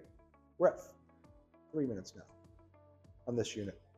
And the reason we're at 3 minutes, because of the valve that would be right here, or these reeds, bypass valves. I call them reeds because that's essentially what you're doing with a woodwind. It's the same thing. You're relieving pressure out of that system, right? You're changing the tune. But that's what we hear. We're up, up, up, up, up. And it's an amazing thing. That's the PowerPoint that we could be talking about, but I go over it all. HPS, high pressure switch. Now, that's not one that we decided to put on there. ANSI, ACA, Canada Air. I was going to say Canada. It's Canada Air. Those are our governing agencies that rule over top of how these are made. All right, like OSHA. All right. It's a pressure vessel, right? Again, what's the role of this guy right here? The only role of this is to increase pressure, right? If we don't get rid of that pressure by removing heat, we have to have something to relieve that pressure. We deal with it every day. Boilers, water heaters, pressure cookers. I don't know if you cook with a pressure cooker. My mother did, my grandmother did, my wife decided that she wanted a pressure cooker. It's amazing what happens. You can take a frozen chicken breast and in 10 minutes it's fully cooked with a pressure cooker. Because you're holding that pressure in there again. And if we increase pressure, we increase heat. Doesn't work with just refrigerant, it works with food too. And believe me, I know how to cook. Or I know how to eat. I cook too. But they tell us we have to have something, and unlike our other components in our industry, we can't just vent it into the air. So what we do with water heaters, that steam, that water just drops right down. Boilers, same thing. It opens up until the pressure drops back down, and then it shuts, right? It happens. Think the EPA is going to let us do that with refrigerant? Nah. Not with 410A, not with R22, 404, this, that, the other. The A2Ls are doing that. The new refrigerants coming out, they allow us to do it because of, there's something called concentration of refrigerants. When you get to that right certain concentration with this new classification, this new generation of refrigerants, you get to the right concentration of air and you get to the right concentration of refrigerant, and then you introduce flame, you have combustion. We've been dealing with it for years. We talked about complete combustion with oil furnaces, gas furnaces, and propane furnaces. We've dealt a lot more with it with oil because we talked about the combustion triangle. Perfect amount of fuel, perfect amount of oxygen, perfect amount of flame. Then you have complete combustion. The new refrigerants, being that they are flammable, mildly flammable. The L says it's mild, a low flammability. We can't do the same thing as what we've done before with our refrigerants. Like 410A, it has a rupture disc, right? Pressure in that tank gets so high that rupture disc opens up, it vents all that refrigerant. At that point in time, a loss of life is worse than adding 25 pounds of refrigerant to the air, they say. So what happens is that on the new refrigerant, we don't want that happening inside of a van because a van is considered an enclosed space. So what it's going to do is it actually has a relief valve in it that once it gets up to that pressure that's considered unsafe inside that tank, it releases an amount of refrigerant until the pressure is dropped, and then that valve will close back down. That's something that's coming with our new refrigerants. You'll see that starting whenever they start carrying the new refrigerants. Our equipment's going to come out probably late third, early fourth quarter of next year. You'll start seeing some of the new equipment filtered into the marketplace. But in our instance here, in our instance on the units themselves, if pressure starts to build up, what we do is we stop the unit from building that pressure by means of the outdoor unit. We stop it from running, or we stop the fan, depends on what mode we're in, and we allow it to dissipate that pressure by means of removing the heat. Depends on what mode we're in, okay? If we're in air conditioning mode, it's going to stop the compressor, keep that outdoor unit fan running. Pressure comes down, pick it right back up and start running. With being able to do that, just keep your mind thinking a little bit, okay? Because we'll talk about that a little bit later. All of our pressure switches at Allied, in the event that one fails, to replace it, all we're going to do is use 2 wrenches. Just use one as a backer wrench, one to break it loose, spin it off, remove the wires, put the new one on, untie the wires, run the new wires, plug it back in, you're good to go. There is a Schrader valve installed underneath of that. Ours are not sweated in. Some of our competition is sweated in, but ours are not. However, if you start spinning that off and the sin does not stop, that means that Schrader valve is probably stuck. Don't keep going and just put your thumb over top of it because, you know, that's not going to be good. All right? You won't be able to stop it. You may be successful by getting your screwdriver and probably prying that thing back up, but I always hated those chances. How much is refrigerant now? It's not cheap, is it? Reminds us of R22 when 12 years ago, right? It's starting to climb. All right? Just to warn you, next year it's going to be even worse than it is this year because next year, January 1st, they do another 30% reduction. Not just in refrigerant, but all HFCs that goes into our foaming agents, propellants, the fire extinguisher propellants on jet airplane fires. There's all kinds of stuff that the HFCs are used in. And unlike the refrigerant thing, they didn't just say, okay, on this date, we're stopping making it.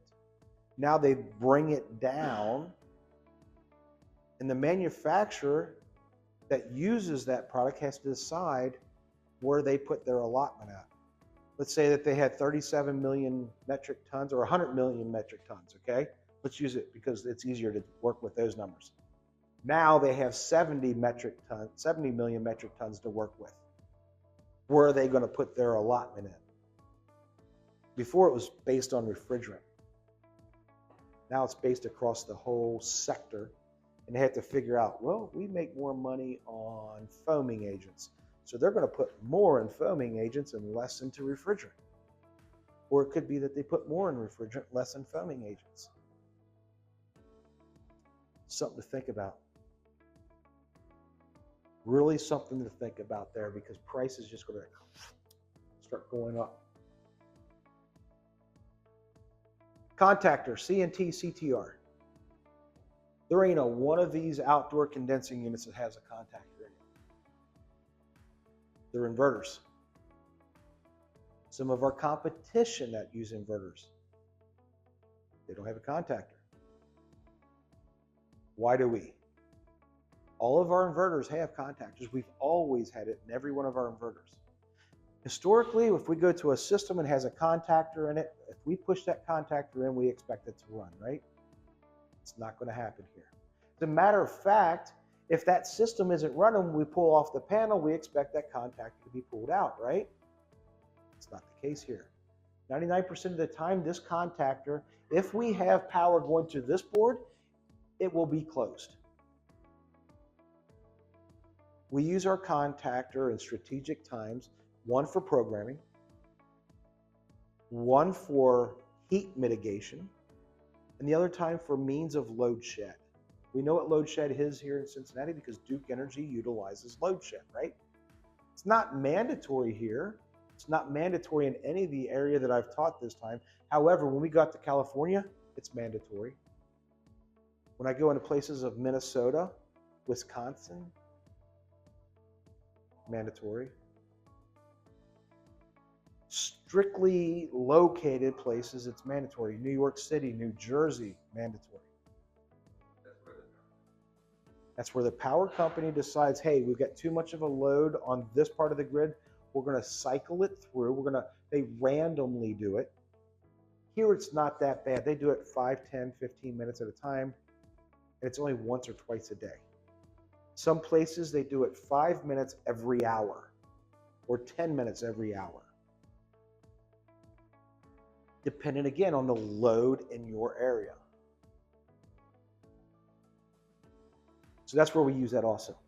So let's look at contactor and let's talk about the heat portion. I'm not going to talk about anything else because we'll talk about that when we start talking about that feature on this board. Inverters themselves tend to generate a ton of heat.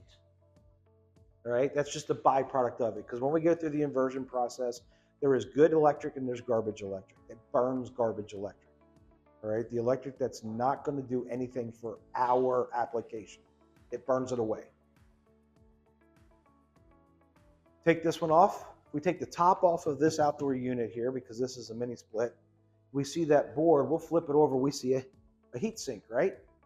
That heat sink, the extruded aluminum fins, that's what gets rid of that heat. Ours, in that corner panel, the heat sink is on the back side of that board and it sticks into the compressor area. And we utilize our fan to help remove the heat off of that inverter board.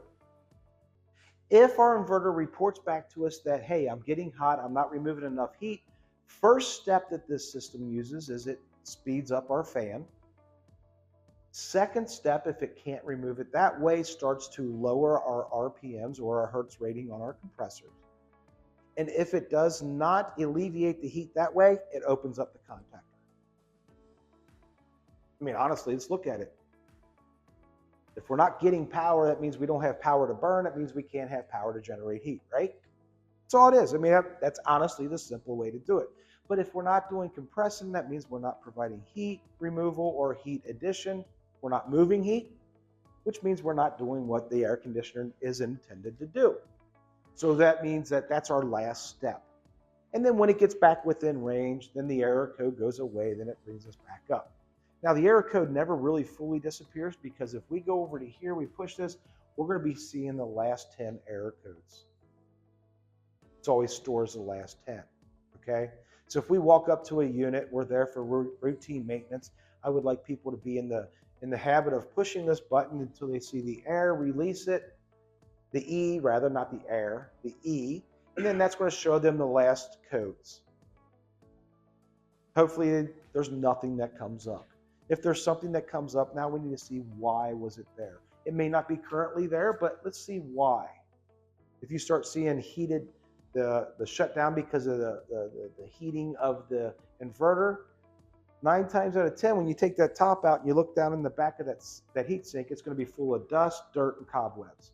We want to make that part of our routine maintenance, that when we clean our coils, we have an old paintbrush or one of those old sweep brooms that you use with your hand and sweep the back of that to get all that cobweb out of there. If it's not causing a problem now, it will. We want to make sure we do that. The contactor is important on this system. As soon as we turn high voltage here, low voltage onto this board, the first thing it's going to do is it's going to start talking with that inverter board, that compressor inverter, the drive for the compressor. If that drive does not talk back to it, it's going to go into a lockout state, saying that the inverter is missing.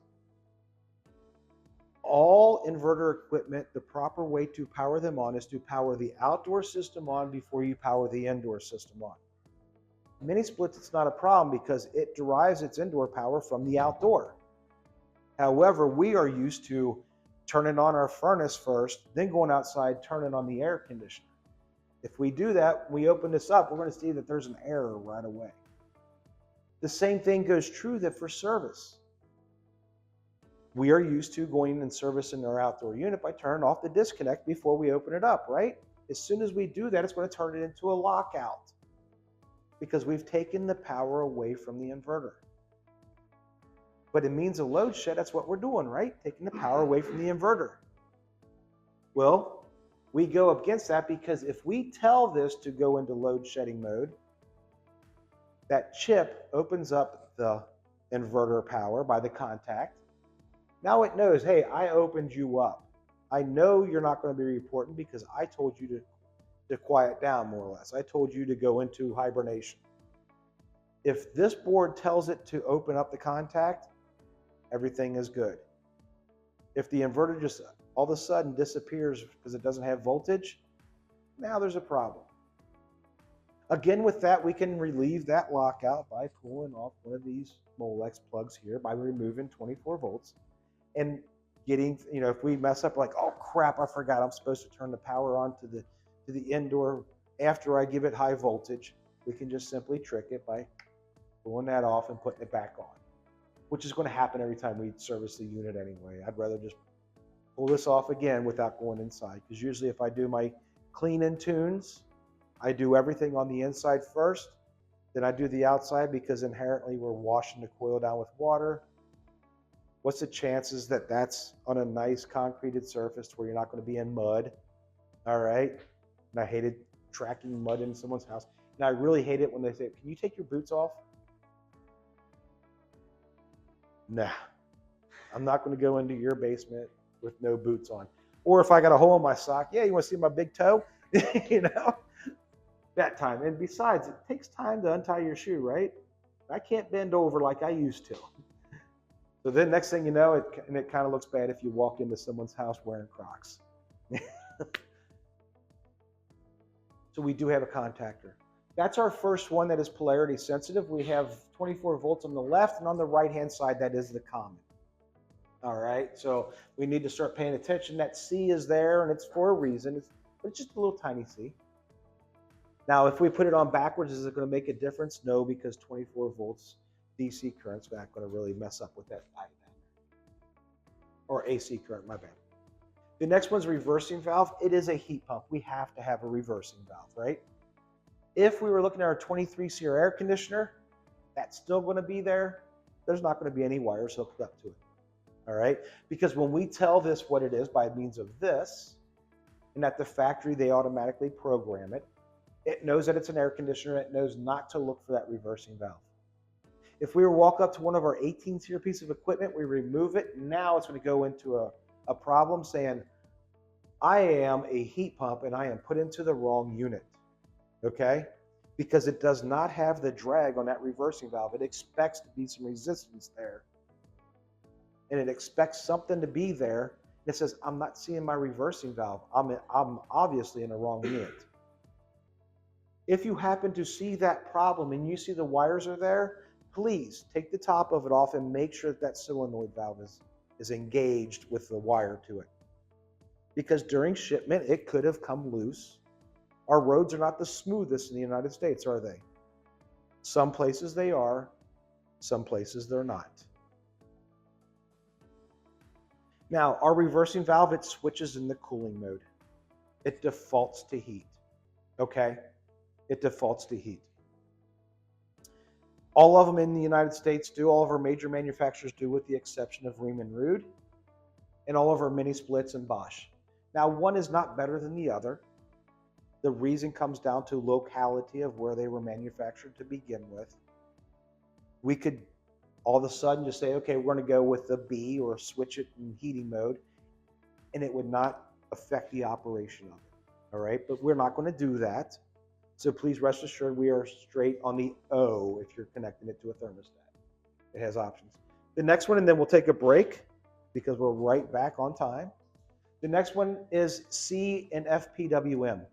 C, obviously, we talk about as common. FPWM is fan pulse width modulation. This is the first thing that now we are starting to make decisions based off of other inputs that we have. Our fan modulates up top, our condenser fan. This is our condenser fan. This is not going to the indoor fan. This unit, unless it's communicating, and if you do use a Lynx, it's not communicating. But if you're using any type of a regular thermostat on it, we do not control the indoor fan. To a point. To a point. We can't modulate an indoor fan. Let's just say that. We can somewhat control it, and I'll talk about that in a little bit, but we cannot control that indoor fan as far as modulation. This one deals with the outdoor motor. Now, most of the time it's going to be sitting around 700 RPMs, but what's to note here is the wire on the comm is going to be black. The wire on the FPWM terminal is going to be brown. If you look in the owner's manual, the service manual, it'll be a brown color wire, a black color wire on common and a blue color wire on FPWM. The reason for that is it's hard to see brown and differentiate it from black when you're looking at a manual. All right, it's not a glossy page, it's just a regular page that you see our manuals in. It's going to be printed, and it's not a very, very, very super high resolution, right? You're paying for the equipment. We're not going to charge you extra and have pretty pictures in it. If you want to do that, by all means, we want more money. We can do that, but we try to make it based on the equipment, okay? The reason I say that, if we walk up to this unit because the homeowner says, hey, it's not cool, and we look at this and it says fan error, outdoor fan not running when it should, or error with the fan drive, or something related to the outdoor fan, it's locked it out. Now we get to that conundrum of, is it the fan or is it the board, right?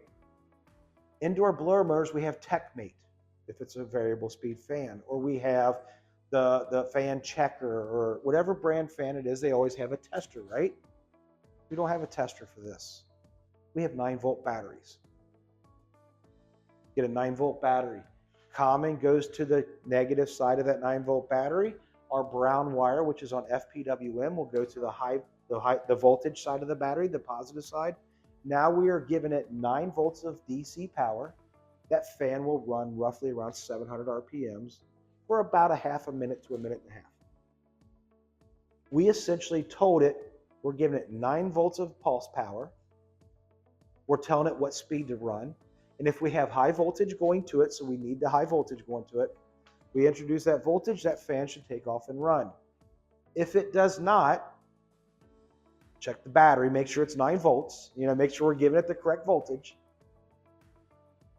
If that fan does not run, the fan is bad. That does not mean the board is not bad, because we don't have a way to test the board unless you use an oscilloscope. And I was told that, is it Fieldpiece came out with one with a graph on it that will be able to start, that you can slow down now. I don't know, but historically you had to get a really good oscilloscope, which, a couple grand, to be able to see something like that.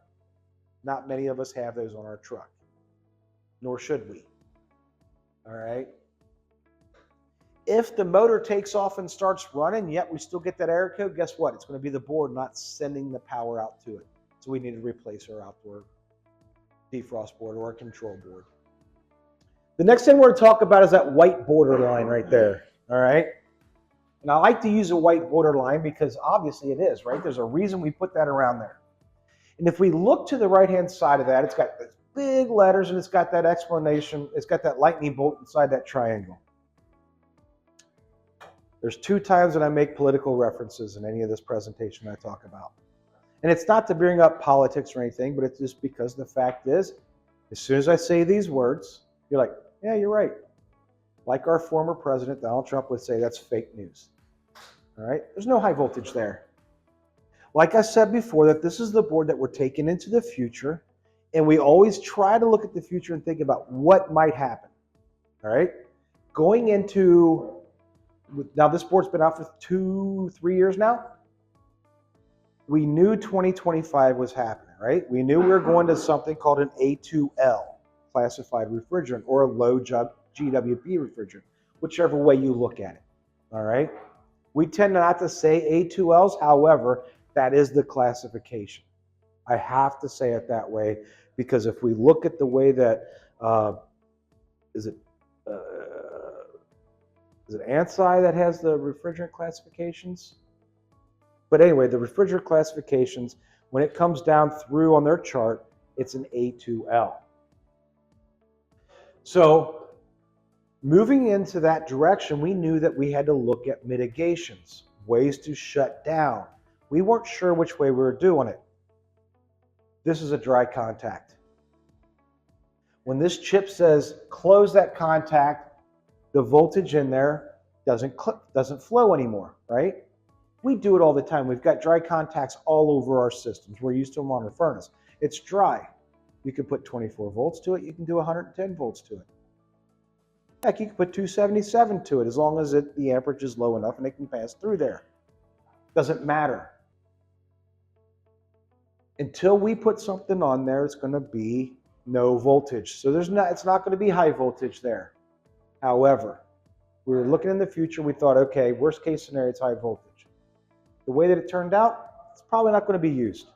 All right, it's not used right now on the 18 series. It's not used on the 22. It's not used on the 23. However, something might be coming down the pike that it works. It's not one day you're just going to walk outside and look, oh my gosh, it's there. It's going to be something that's going to be trained on. Okay, we're going to say, hey, there's something new. Rob will be notified of it. He'll get trained on it, and in turn, he'll train the contractors on it. But what's notable in here is the fact of right there, right above my hand here, those four little brass connectors sticking out there, those 4 pins. That is our communication to our inverter down below. I kept talking about the inverter says I'm hot, or we tell the inverter to do that, or the inverter tells us to do that. Remember, it's LG, right? LG makes that inverter. They have their own communication path or their own communication language. They will not share that with us. We have our own communication language. We will not share that with them. And I know it sounds petty. However, there was a manufacturer, and I'm being recorded, so I'm not going to bring them up. They had a communication. They shared it with a person, the people that was making the board for them, which is they make boards for other people. They shared their language with them. And that board manufacturer took that language and shared it with another OEM. Kind of leaves a sour taste in someone's mouth. All right? Language is not cheap to develop. and it's not cheap to maintain.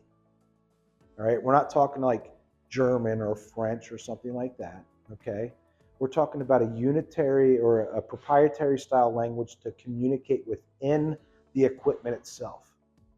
How does it decipher it? So what ends up happening, the fact that they won't share it with us, which I totally understand, we won't share it with them, which they totally understand because, you know, they have their own language. It's right here. They speak it all the time with their indoor units and their thermostats and their remotes. That's why you can't take an outdoor piece of equipment from, let's say, LG, because they make ours, and put it with a piece of Medea or Gree indoor equipment. It just will not work because it can't talk. So what we have here, those two guys, are the translators. It translates it from LG's language to our language, and it translates our language into LG's language. That way we can communicate seamlessly. If everybody in here was French, and that's all they spoke, I would not be able to communicate with you. Now, through my PowerPoint here, I could turn on, by going right here, I could turn on subtitles, and I could put them below the slide. And very soon, if I was hooked up to the internet, it would start down here printing out everything that I say. And when I teach in front of the Spanish-speaking community in Texas or the Portugal community up in the Northeast or the Cuban community down in Miami, as I speak, it will bring up the language that they are more native to where they can understand it just a little bit better fully, because I speak fast and there's no loss of communication there. So there has to be a translator to get the message across. That's what we're doing here. It's translating what the inverter is telling it that it is, and it's translating what we are telling the inverter drive to do. Comes in very handy. Now, that's not high voltage. It's roughly 10 volts DC, plus or minus, between 4.5, I would say, probably 4 to 0. But it's under that 10 voltage mark. So we are super low voltage. It is a DC. However, it does touch the inverter board, which holds millions and millions and millions and millions of volts. Not really that. I'm exaggerating a little bit. But it's definitely something you won't want to go down there and grab while it's powered up. As a matter of fact, we ask that you wait 10 minutes after you disconnect the power to that unit before you even service the inverter portion of the board. There's LED lights on there. If those are no longer blinking, then I say wait 5 more minutes. We want all that capacitance to be burnt out of that system or drawn out of that system before you start touching it. There's 4 capacitors on those, 3 on some units, 4 on others. We want to make sure that all of those are drained out before we start touching that inverter board. Okay, lots of power there. The potential for human error is there, so we want to stay away from that. It used to be said that when we were working on a capacitor unit, like a run start capacitor unit, turn off the disconnect, smoke a cigarette, right? That used to be what they told us when we were in tech school and earlier classes. That's a 2-cigarette job or that's a 3-cigarette job. They used to tell you, go out to the van, smoke a cigarette, then come back, it's going to be safe to work on. This one here, we don't smoke anymore. So now it's time to set the timer on your watch or your phone. Give it 10 minutes. Make sure it's safe to touch. Like we said at the beginning, we're going to miss this stuff right here for right now. We're going to come back to it in a few minutes. Finish off with the board. Right down here. I talked many times about these Molexes here, right? Now, for those of you who put them in, I know you guys have put some of these in, right? We know that we're not using every one of these. There's 12 spades there, 12 terminals. Never are we going to use all of them. We're going to use a minimum of 4. Now, that's if we're in our AirEase equipment, because there it gives us the opportunity to communicate. Our Lynx Ducane equipment is not communicating. It's not capable of communicating. It's not open to communicating. It never will be. Our Ducane product is meant to be our over-the-counter product, not a flagship dealer brand. Your flagship dealer brand is going to be your AirEase offered here, and that's going to be offering your communicating. Without the communications, you are set with the parameters that are built within this board. If you have communication and hook it up to our A3, now the world is endless to you. And we're going to talk about that when we start talking about what's different. When we talk about a feature that makes a difference, and I say, this is the way it works, then I'll say, with communication, this is the way it works. But we can't communicate with the others. The fellow asked me, why does it have the I+ and I-? Again, like I stated at the beginning of the class, I+ and I-, this board is going to be used all the way across, okay? We have reversing valve on here. We still use this board on the air conditioning. It's just not using that reversing portion. So this board, we're trying to make it simple, use one board across multiple lines. We do it again. I'll bring it up later on where that board is used into an application, but something isn't used on that board because that application doesn't need it. So starting right here, that is going to be your L. Normally we see that L terminal as logic. In the past, what would happen is if we hooked it up, it would bring up a thermostat had L on it. It would give us error code flashes on the inside, right? Nobody used it because we didn't want the homeowner saying, oh my gosh, it's flashing, something's wrong. Same reason why we took the sight glass off of the doors of our furnaces. We have an amber light in there that flashes for every 100 CFM that it's calling for, right? We did not, the homeowners were sitting there looking at that and calling up the contractor, there's a problem with my furnace. No, it's just telling you how many CFM it should be delivering. Nope, there's a problem. I looked on the internet and it says I need a new furnace. Guys, I'm not kidding you. When I was when I worked here at the distributorship, we had a homeowner call us, and it would not be uncommon for us to receive calls from homeowners. They read on the internet that the furnace was given a flash code that their water heater needed to be replaced.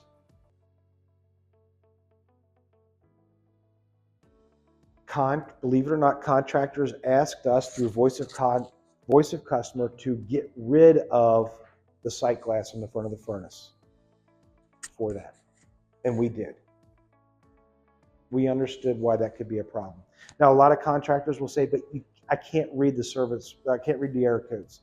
If you hold in the door switch with a proper tool and you go down to the button on the furnace and you hold it until it brings up the error, it's going to start flashing the last 10 error codes. That is common across any board that we have that has the push button. It'll store 10 error codes, okay? But here the L goes into load shed. This is now where we're going to introduce 24 volts to this, and it tells the unit to shut down, that the energy company wants us to shut down. Typically what happens is they have a dry contact inside that box that's on the board, that's on there. Normally what they do is they go down to one of the wires on the disc or on the contactor, and they'll pull it from there. They just cycle that wire through their load shed connect. But here, if they did that, the system would shut down. Remember, we talked about that.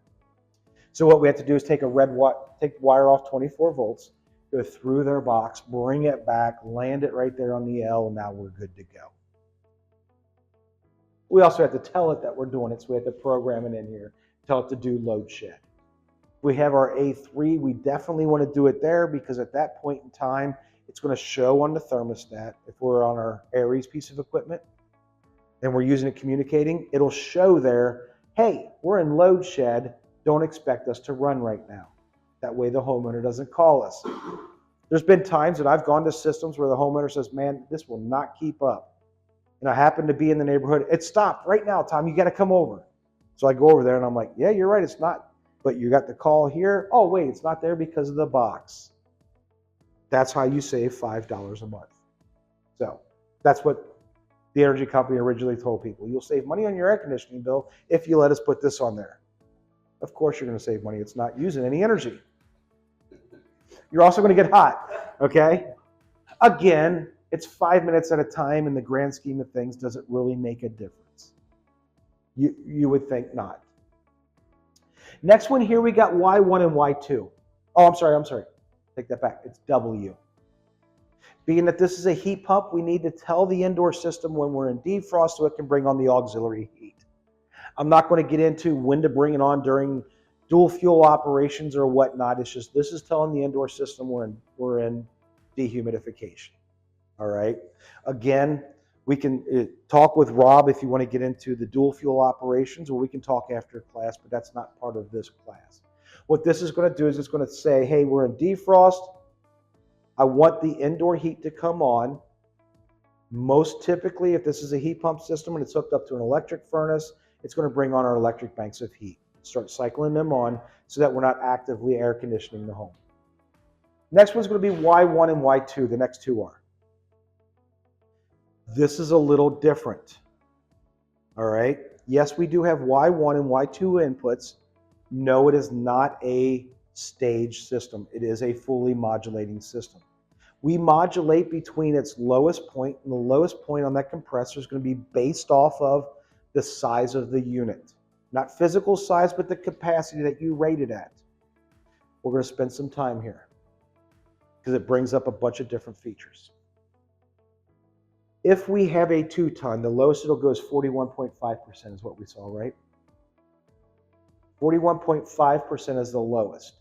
The highest is 100. All right. Now, is it the top speed of the compressor? No, it's not. Because remember, it comes out of the factory as a 3-ton, right? We're not changing the compressor on it.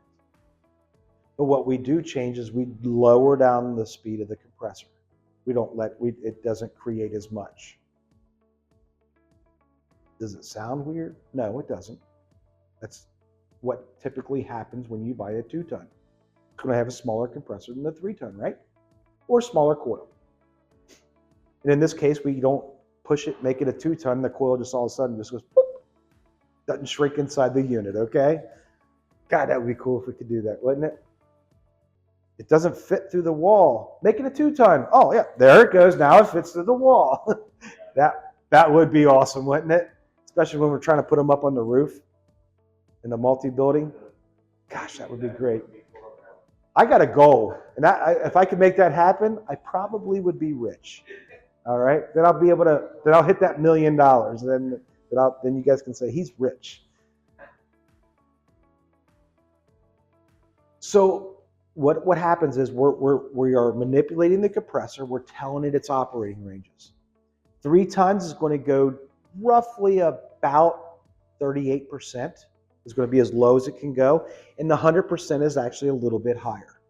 Same thing with your 4 and your 5 ton. Your 5 ton is going to go down to about 35, 34%, okay?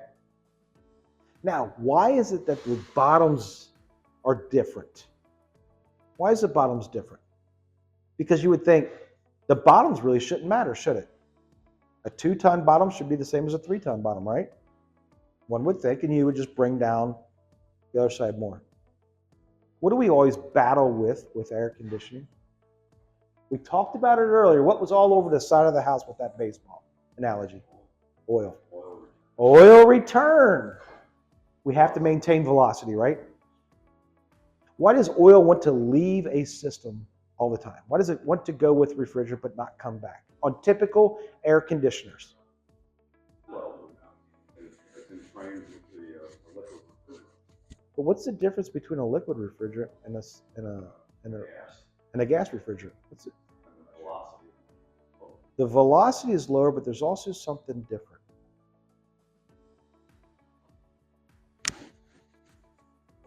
Temperature. Right. Oil, it's stiffer. Yeah. Oil tends to love heat, right? It's called viscosity. We get it in our vehicles every morning, right? When it's 10 degrees outside and we start it up, what do we hear generally for the first? Until that oil starts to warm up, right? It starts to flow. That's what happens. Pennzoil always says it sticks, it molecularly bonds, right? Yeah, but it's still not on the valves. It's still not on the valve, on the rockers and stuff like that. Yeah, it's there, but it's not flowing. It's not stopping that ticking. That ticking's still there. It's just they're putting more padding in between that tick. That's what's happened. That's why it wants to leave, because we are high pressure, high temperature. We come back, low pressure, low temperature, right? Also, as a liquid, what size line set does it run through? Typically, 3/8. And when it comes back on a 3-ton, what size is that typically? No, we don't want 7/8. 3/4. Yes, internal diameter really it's 7/8, but it's 3/4, right? 3/4 inches. Velocity is a lot lower on that. That's why we have to put traps and stuff like that. We're not going to get into that, but we have to keep the speed of the compressor up so we can maintain oil return. Brings up another conundrum, and we're in the perfect spot for it, right? When mini splits first came out, what was a great application for a mini split? They weren't really used in residentials, but what was the best commercial application for a mini split? And if you don't do a lot of commercial, I would understand. Server rooms. Server rooms were a great application. All right, I did a lot of commercial early on in my career. As a matter of fact, I started in the commercial sector. And we didn't specialize in just this. We would go from a movie theater to a restaurant to a hospital. All right? We chased money. That's what we did. We went on. Now, we were considered light commercial, but we did do chillers. We did a lot of chillers. We would do systems to where we are running that place at 100 degrees with 0% humidity. We were doing testing facilities. What did that mean? We had a boiler and we were creating super hot water, running air across it, and on the other side of that, we were on a boiler, but we were running super hot air across a chilled coil, and then after that goes across a heated coil. Now we were at 100 degrees with 0 humidity. Essentially, that's what you're doing with the dehumidifier, right? You run it through the cold coil, then you take it through the condenser coil to reheat it. We call them reheat systems. And then it takes out the humidity.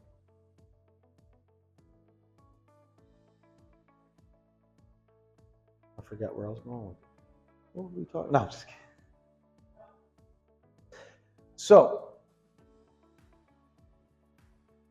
with mini splits, we would go into a server room, take out a 3-ton system that had ducted in it, and we're like, wow, that server, they're a lot less, right?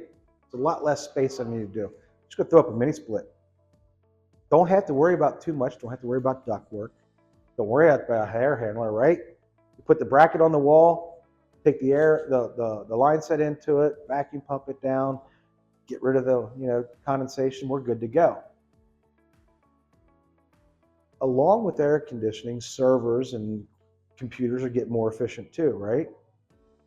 What used to fill up this room as a server would now fill up this corner. But with furnaces, when we take out a 70% efficient 100,000 furnace, we put in a 90% efficient 70,000 furnace, right? Still a little oversized probably. But we don't think about it with cooling. So what would happen is we're like, okay, we're taking out a 3-ton. I'm going to put a 3-ton back in its spot. But now we're going to do it with this system here. And this system here is designed to match what? What is an inverter system actually designed to do? It's designed to match something in the house. The load. Designed to match the load. We think about it, right? Designed to match the load, the incoming heat load. And as the load goes up, the compressor hertz goes up. And as the load starts coming down, the compressor comes down, right? It's wanting to run 365 days a year, 7 days a week, 24 hours a day. That's it. That's what it wants to do. That's what it's designed to do. And to maintain your temperature. Not have this, which a typical split system does. Comes on, goes up above, shuts off, waits till it comes back down, comes on, goes up. This one's designed to right across the line. Tote that line, right? But how many times do you think that it got to the higher echelon or the higher RPMs of it? Very few. Probably once, and that's when it was first started up. And then after about 3 months, we get a call back. Hey, Tom, I put this mini split in and blah, blah, blah. Compressor went out. Ah, all right, here's a compressor. Usually they don't even call, they just order a compressor. They call myself or they call Rob or they call their technical person after about the second or third compressor. Man, I put 3 compressors in this thing, and usually after 3 months it goes bad. Look at it, it's like, did you do a manual J on this? Did you do a load? No, I took out a 3-ton. It's a computer service system. This thing can do all the way down to 5,000 BTUs. Well, yes, it can. But we're also bringing that velocity down. We're not getting that oil back. After about 5 compressors, you're like, you got them compressors still? Well, you guys got them. I go back into our stock, the place where we keep the old compressors, waiting for warranties or whatever, and before they got thrown out. Hopefully they didn't get scrapped. And next thing you know, I'm taking them and turning them all over. I might get an ounce of oil out of 5 compressors. Accumulative. Then I'm like, let's go up there to that unit. Let's cut that line. Let's disconnect that line. Oh my gosh, look at that. There's a gallon of oil in that thing. Well, yes. Why do you think that compressor died? It's not getting that oil back. When we first came out with mini splits and modulating units and inverters, we didn't really think about that. Again, we weren't smart, not us as this, but the industry. We have oil return mode now. That's why we select it down. After an hour of operation on our systems, if it has, or 60 minutes of accumulative runtime, if it has not hit 100%, our system will automatically go to 100% and stay there for 5 minutes of runtime. And again, we're not going to overcool, so if our thermostat says, hey, we're done cooling, it's going to shut down. And if it was at 2 minutes of runtime, it'll pick up the next 3 minutes of runtime will be 100%, and then it'll go back into its algorithmic running. I said that word right, algorithmic. Can't spell it, but I sure as heck can say it, okay? My buddy Kyle Brown can't even say that. Not even a little bit, no. But he is wicked smart. He's a great trainer. So why 1 and why 2? What's really great to notice here also, besides all of that, is why 2 is not really an input. It's an input maybe 5, 10, 15% of the time. But then this next one's going to blow you away. 99.9% of the time, it's an output. See, 5, 10, 15, and 99.5 don't equal up to 100. I'm exaggerating there to make a point. We're going to talk about that point, not so much now, but when we get over into here. All right? Moving out of that, we've got O. We need the O terminal, right? Because we've got a reversing valve. We need to go into cooling. We'll energize that whenever we call for cooling. But to note, when we go into defrost, O is not energized. O is not energized. There's a difference with the call for O than going into defrost. Now, when we give it O, our fan speed is going to increase on the inside. Right? When our thermostat says O, there's a reason that when we got on our boards, on our fan boards on the inside, there's a reason that the O is on that fan board downstairs, or down below, or above it, wherever. I always say downstairs because I'm used to my air handlers, my furnaces being in the basement. When we give an O call to our outdoor unit and we land it on our furnace down below, that means that fan is going to speed up just a little bit. Because we want a greater heat exchange on our heat pump. We want to draw more heat off of that coil. So what do? We slow that fan down a little bit, okay? Please do not think with this unit, oh, if I don't land that O on the board downstairs, it's going to slow my fan down and do more dehumidification. It won't, all right? This thing's smart, very smart, so it's going to pick that up. But in defrost, it will not speed the fan up inside because our O is not coming from our defrost or from our thermostat. Nor do we close O out here, so it's not going to send it inside. That's also why when you get an air handler, the O and the R is jumped. Have you noticed that? Have you guys noticed that when you put them in? The O, that's a, We were just talking about. and that's the first thing you do is you pull that off, right? You're like, why did you do that? DS is the same way. DS is not going to be that big of a deal because we don't have defrost stats. We don't use an external defrost stat, my bad. Or dehumidification stats. You're not, if you're using a dehumidification stat, then you're going to pull that thing off. Same thing on your boards. If you're using a 97% efficient furnace or a 96% efficient furnace and you're using it as dual fuel, you have to cut that R to O jumper that's built into that little bridge, that cuttable fuse. You have to cut that also so that you're not jumping R to O. Keeps that fan speed higher, is what it does. Because if you don't have it on O, you're going to derate your fan roughly about 10 to 15%. Whatever you select for your fan speed. Next one, we got R and C. We definitely need an R and C, right? We need a red, we need a common. Now we got I plus and I minus. Now this comes on to this is on all boards, but it only is in effect during your AirEase units.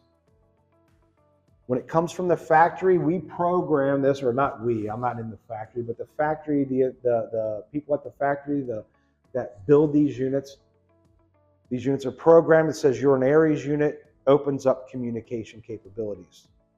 It also does some other things with the unit, but it opens up the communication capabilities. If it's a Ducane or a Concord, our builders units, over-the-counter units, I plus and I minus are not even looked at. Yes, it's there. But remember, we're using the same board across multiple lines. Also over here on the side here, we got a TEST or TST, test. In the field, that means nothing. We're not doing anything with that. However, that is the way for them to access that chip at the factory. So when they test this unit, that's what the TEST does. Again, we're not using all of these. If you're using legacy styles thermostat, and it was the older style. So you probably have noticed when we first came out with these units, they came down and there was a bundle of wires at the bottom and they were all like pigtails, right? You just pull off the insulation that you didn't. If you're going to use that wire, then wire nut it. We don't do that anymore because the reason why is we did that, we had resin shortages. Everybody heard of supply chain issues, right? During COVID. We were short on resin. We would rather give you a drain pan on your indoor coil versus spending a little bit of money on that plastic for that RAS connector down there. We've kind of figured that was important, right? You needed that plastic there. You needed your cold end header boxes on your furnace. You didn't need the RAS connector down below. Wire nuts would work perfectly fine. But we've gone back to that white connector. You pull it apart, you put your thermostat wires in there, you screw it back down. If you happen to get one that still has those pigtails, please put a wire nut on all the unused wires so that we're not transmitting electric to them. Again, that's all probably out of stock. Wrapping up on the board, right over in here. Now we're starting to supply information to this microchip to tell it what to do. Look at that, it's taken us almost 2 hours, 3 hours to get to this point. Here and here is where we land our temperature sensors. We've got our liquid and suction temperature sensors here. We got a coil, ambient, and discharge temperature sensors here. Now, I'm going to start right here with discharge temperature. That has nothing to a hill of beans to us on any of the units that we currently make. It doesn't affect how it runs. However, being that the board has a spot there and it's programmed to look for an answer from that or an input from that, we put a 10K sensor there, a resistor there or other. That's all it is. So whenever this cycles through and it shows DTST, discharge temperature, it's always going to be 77 degrees. However, if we look in, if we consciously know what we're doing and we see a 77-degree discharge temperature, we're thinking something's wrong with the unit, right? So please don't take that as any type of input. We're not using discharge temperature. What we are using is coil temperature, ambient temperature, suction, and liquid line. Again, I kind of let the cat out of the bag. We are 10,000 ohms resistance on all of our sensors. Everything that we manufacture, if we use a sensor, temperature sensor in it, it's 10K. That's great, because now if you go to there and you see that you've got an open sensor or you suspect that there's a problem, you can ohm it out and know it right away. All right? You don't have to worry about what is that value? Let's find out what that value is through the owner's manual or service manual. Then find that chart. If you have a 10K resistance downloaded onto your phone, that's the only one that you need to reference.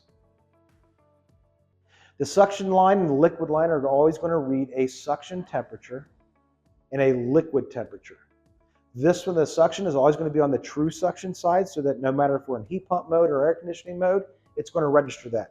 Liquid, it's always running through that service valve as a liquid. One's just reversed than the other. All right? And it determines what it's always going to be a high pressure, high temperature liquid. Always coming through that line. So it's always going to read that. That comes in very handy. Coil sensor. We're not landed on the coil itself.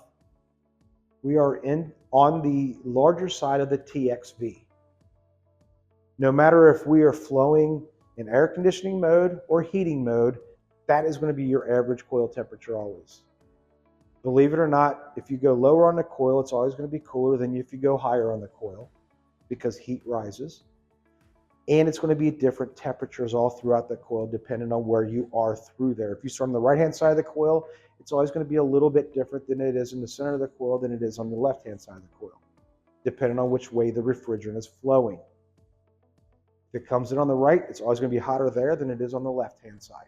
Always, without fail. Where is it again? It is on the larger side of the TXV, on the outdoor TXV. So on the distributor side of it, on the inlet side, the feed side versus the distributed side. Because when we come through our TXV, we immediately start feeding. We start going into manifold. Now, the ambient temperature sensor, if I am standing at the unit and right here is my control panel, my temperature sensor for my ambient is going to be right here, just to the right side of the boards. Lift off the top of the unit, it's going to be right there. That's where it's always at. Now, I bring that up for a reason. If we are presenting a lot of sun right to that side, that part of the unit, we want to pull it out of there. It's not going to be affected by the heat of the unit itself because there's no coil right there on that side. We've got a space about that far before coil starts. And we have a blank off plate so we're not drawing air in around the coil. If we're having sun hit right there, it's going to affect us during defrost. It's going to keep us out of defrost when we need to go in there. So we want to take that out. We want to take it, move it below the control panel area. Outside of that bottom guard that comes out, we've got holes there. You can just stick it right through there. So now we know about all of our sensors. Let's talk about the last two plugs that we have on here, and it's liquid P and suction P. Liquid pressure transducer and a suction pressure transducer. Now, you probably have already worked with transducers before. They're in almost all your mini splits. I say almost because some of the earlier or the basic model mini splits, they don't have them. And also a lot of our competition uses pressure transducers also. A pressure transducer is like a sensor. It has a voltage that comes into it. It resists that voltage depending on the pressure behind it. If it's a higher pressure, it has a higher resistance value. And a lower pressure, lower resistance value. It is just like a potentiometer light switch that we have. We spin that, lets more electric go through because of less resistance. We get it higher on the resistance coil, less electric goes through, the dimmer the light bulb. What's to note here is we have 3 wires. And if I'm not mistaken, starting on the right, going to the left, we have a black wire, red wire, blue wire. Black wire is your common. It's imperative that if we have to test this sensor that we use that common. We can't come down here to this common, we can't go up there to those commons because it's going to have a different value to it. Common loses value as it goes through a system. As this reports back to here, it reports with that particular common. If it's this sensor, it's this common. If it's my liquid sensor, it's that common. That's what it references with, okay? So it's very important that we use that particular common, because when we go through our mathematical equations, that makes a difference. The center wire, the red one, is the wire providing DC voltage to our pressure transducer. That is going to be 5 volts DC plus or minus 1 volt DC. That's important.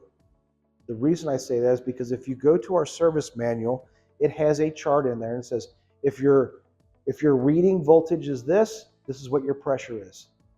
Those are examples. Please do not use that as a rule of thumb or a Bible. Because the fact is, they only did it at 1 volt. They only did it at 5 volts DC. They didn't do the plus or minus 1 volt DC. Because if we look at that, that's a 20 volt span, really.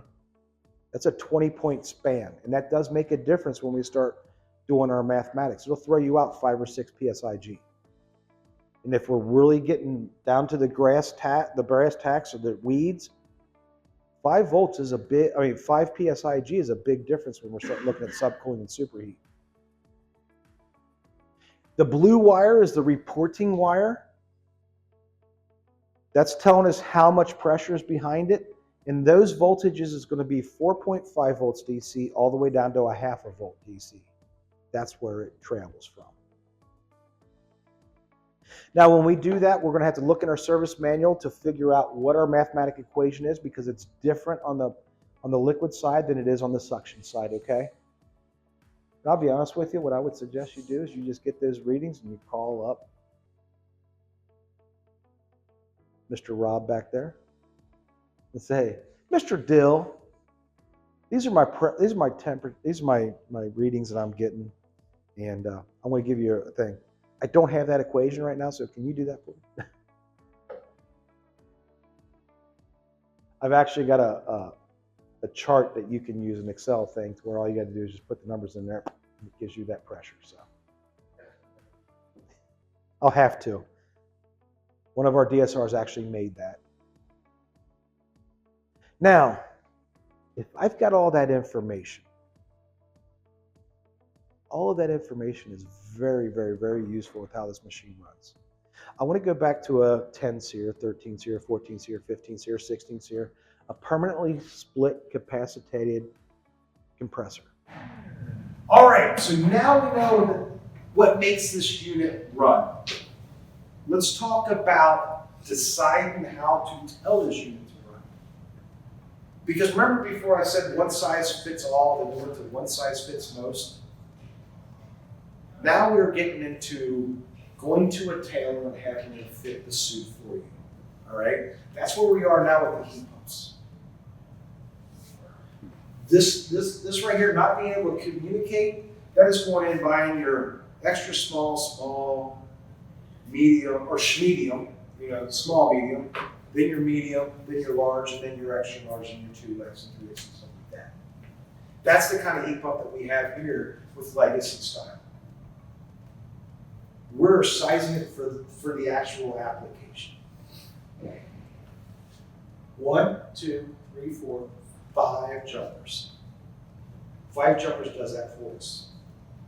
However, when we get rid of this board being used, we use the I+, 9- because we're communicating. Only 1 jumper is active. The rest of the decision making, the rest of the programming is done on the actual A3. Okay? And that's the way it is with all communicating things. All right? You get our A97, which has 29 dip switches on it. When you hook up an A3 to it, our communicating stack, You can make any pretty design you want with those jumpers, and it doesn't make a hill of beans. The one jumper here that makes them, that matters in both modes, and we'll talk about it now, is charge mode. We need charge mode. It has to happen. It's one of the things that we have to have in our industry.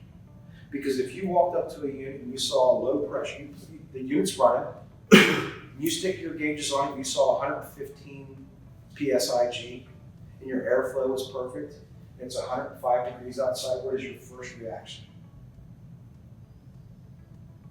Something's not right. What's that? Something's not right. That's right, something's not right. And if airflow is perfect, we talk about every floor charge, next thing you know, you got the scale sitting there, you got the refrigerant inverted, and you are dumping refrigerant, right? And would you be surprised to learn that from 115, then it's going to go to 110, it's going to drop down, it's going to drop down.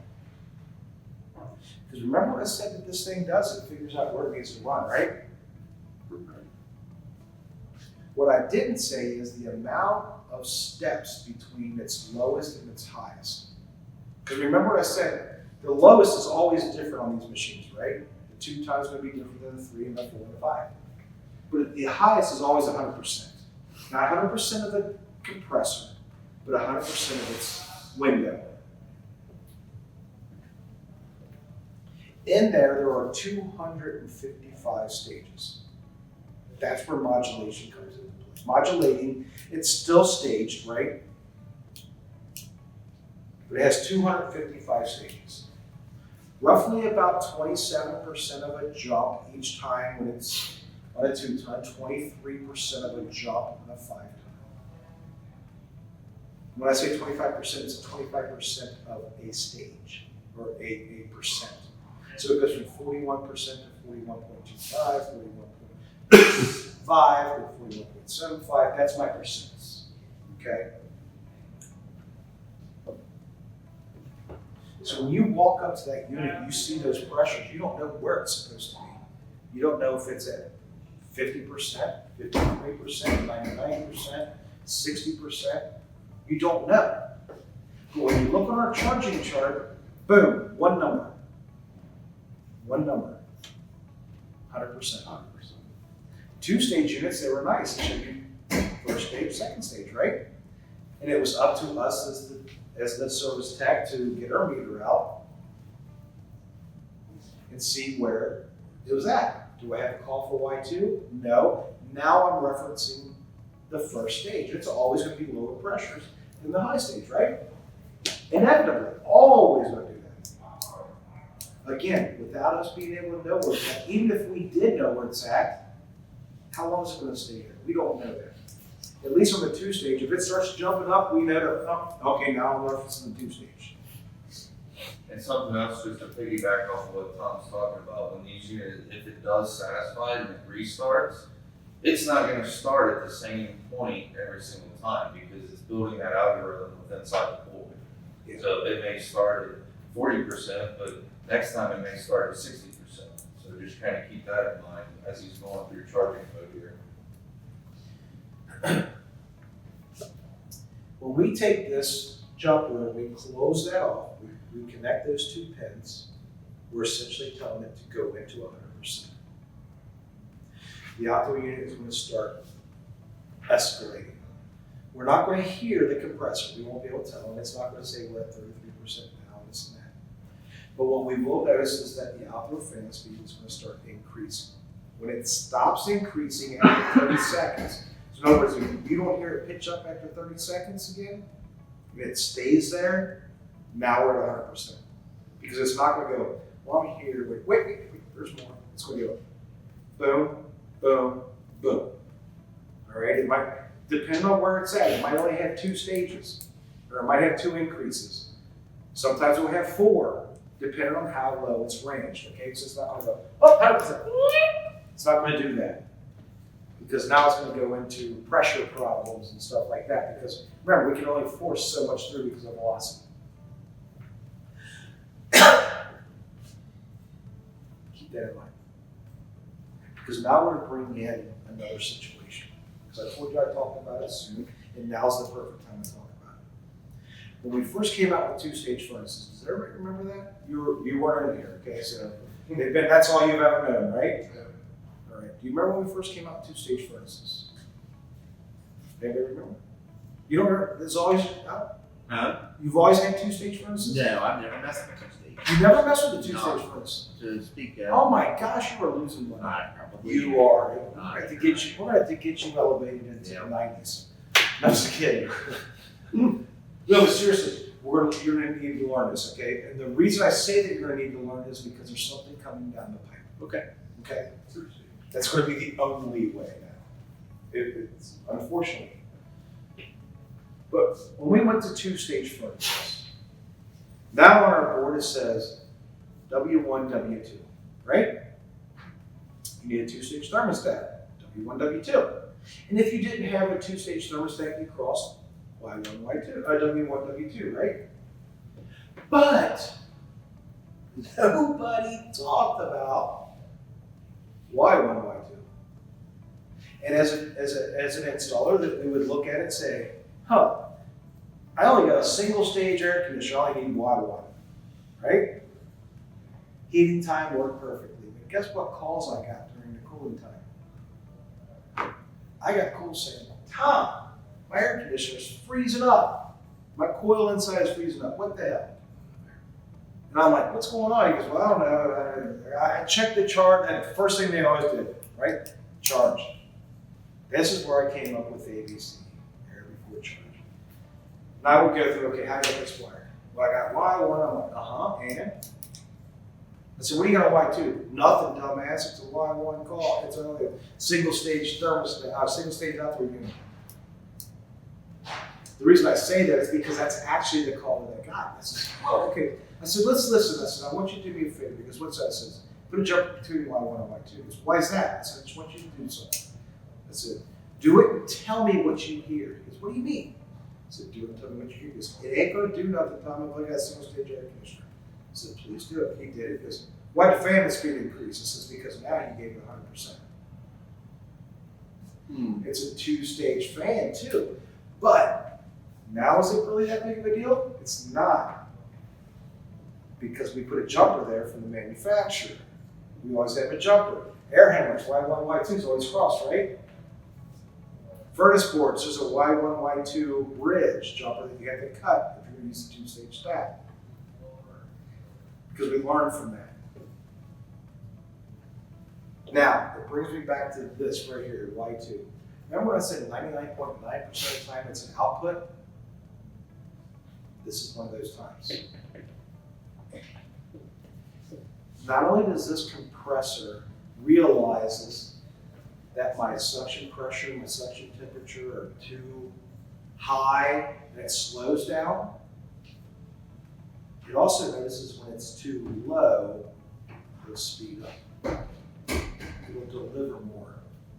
And as it determines that now I need to deliver more, the minute that it goes above 67% of capacity,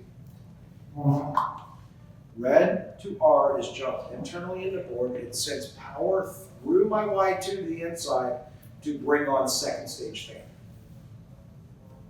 Whether the thermostat is calling for it or not. Now my second stage fan is on. Because the reason I bring it now is because charge mode. When I move this over to charge mode, we don't have to worry about going inside and making sure our fan speeds up. That was one of the biggest problems with the first products that came out, were multi-stage, that if you go outside and you jumper it because you had to speed it up, you also had to go inside to physically speed up the fan. Or else your charge was going to show low, okay? When it changes the speed of the fan inside, now we should start seeing it. Now, when I said Y2 is more or less disregarded, only 5, 10, 15% of the time is it an input. Here's when it's an input that looks at the Y2 call. On some of our competitors, if a sensor goes bad, the unit ceases to work. All right? Sensor temperature sensor goes bad, it stops working. The sensors are crucial. Do we agree? It's crucial for the way that this system operates. Same thing with the transducers. We need those pressures so we can modulate, correct? So we can decide where we want to go. On our systems, the homeowner probably will not know unless they have a communicating system. Because if they don't have a communicating system and a sensor goes bad, now we switch over to be a two-stage unit. 67%, 100% based off of the thermostat's call. Because how many two-stage units do you see out there that have suction line and liquid line transducers, or suction line and liquid line temperature sensors? They don't. We're going to dumb the unit down. We're going to make it not as efficient. It's still going to be very efficient because we're driving it with an inverter, right? We're driving it as a three-phase compressor, so our amp draw is going to be super low. But it's still going to operate. If we are a Lynx system, the homeowner would probably never, ever know. You'll notice when you go back and do your maintenance because it'll show you an error code here that there's something wrong. That's really the only time you're going to know. Yes? You know, maybe you're about to cover the biggest difference between a Lynx and a communicating setup. Mm-hmm. We'll talk about that because I bring up the differences. Now, if it's a communicating system, see, you're right, I was about to bring it up. If it's a communicating system, because we do talk about the 4 SHPs, right? I would rather you as a contractor put the 4 SHP in the home if the homeowner can afford it and they want this level of comfort. You get much more level of comfort, okay? If one of these goes bad, now they're going to get an alert on the thermostat. It's still going to continue to run, but their display, the comfort sync, the A3 thermostat will display that there's an error. And it'll tell them that there's an error. And it'll ask them, do you want to push this to your contractor? And if you guys allow it, if you put your email address in there, and the homeowner says yes, it'll email it to the contractor that there is a problem. It'll tell you that it's an E, blah, blah, blah, blah, blah. And now your thermostat, it says that you have let's say a suction line thermostat is bad. Simple enough, you can call QJ Supply, hey, I need a suction line thermistor for my 4 HP 1836, blah, blah, blah. They know to pull the right one. You come by, you pick it up, you go to the homeowner's house. Now you're there, plug it, swap it out, make sure the system's correct. Gives you an opportunity also to do other maintenance to it because you're there. Let's say that you're supposed to be there in a month and a half to do the routine maintenance. You're gonna come back in a month and a half? No, let's get it taken care of now. That opens you up a month and a half later for a service call that may come in from a system that you didn't put in. Now you can make some money, right? That's a great thing about being on that. The homeowner will know that there's a problem. It's not gonna stop running. If it's a weekend and they are concerned about it, being that they're 10K, you can swap out that sensor with any 10K sensor out there.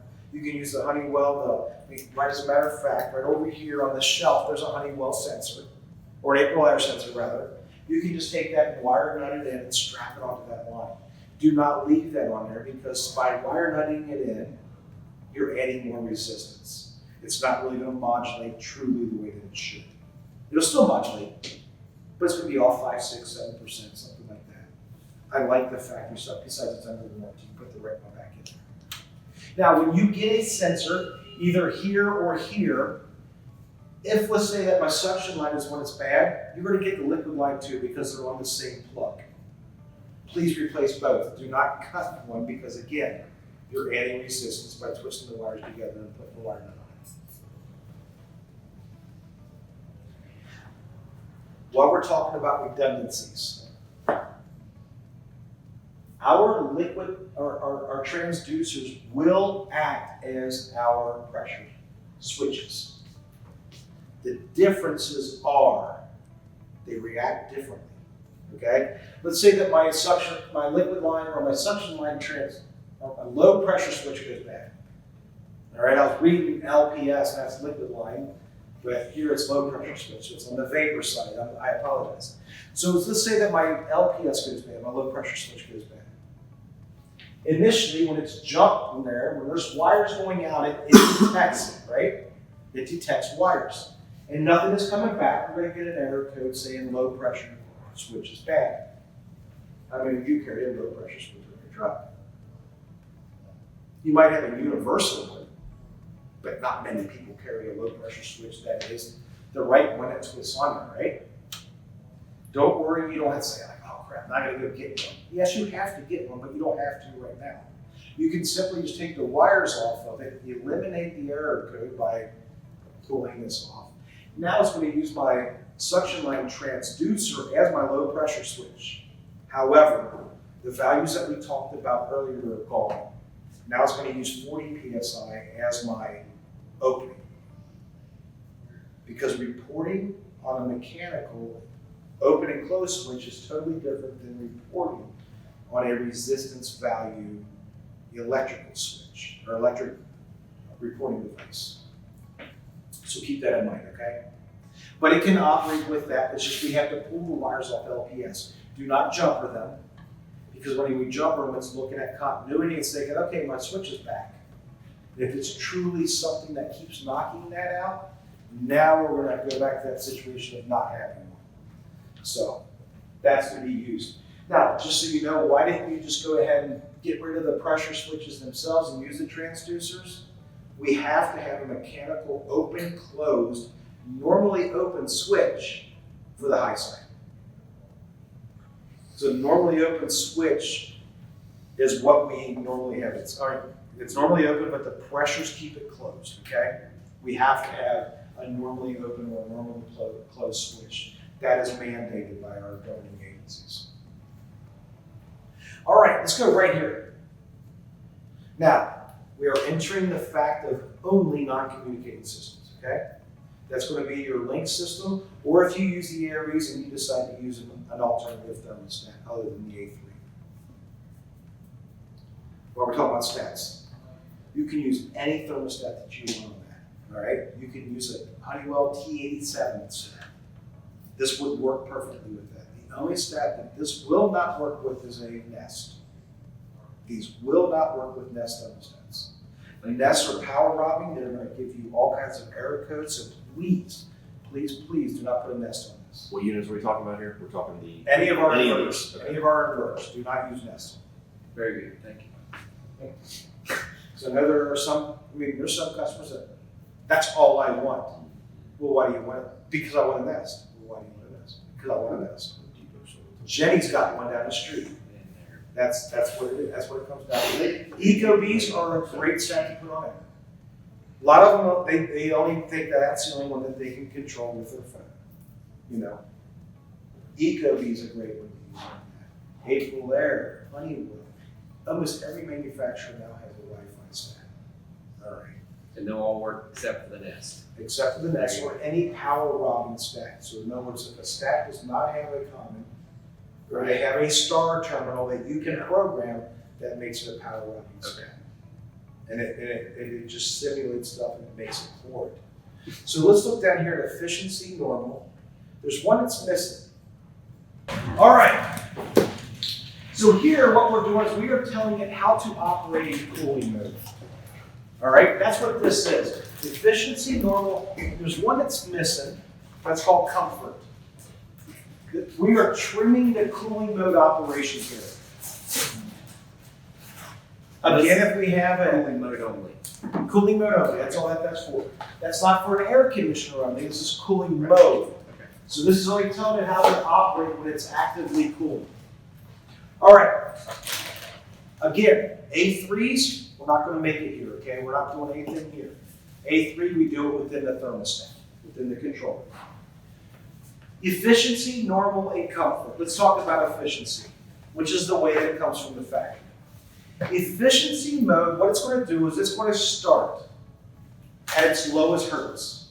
This is initial. So we're talking after you put the go-go juice in it and you christen it, you say you are now a 3-ton air conditioner. I christen you as being beautiful, 100% installed, and a perfectly installed unit. You take the champagne, and you knock it on the corner of it, or you swing the bottle. You know, we have to do something. Right? Charge extra for that. We have to do something. Well, it depends on the homeowner. You know, some of them you'll get the stuff from from the speedway down the street. Other stuff, you'll get the MOA, you know.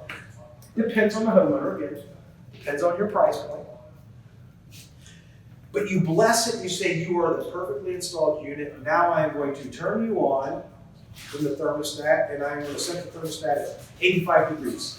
You want to change the, we're still good? And you change it, and you say you are now 85 degrees. I was never here.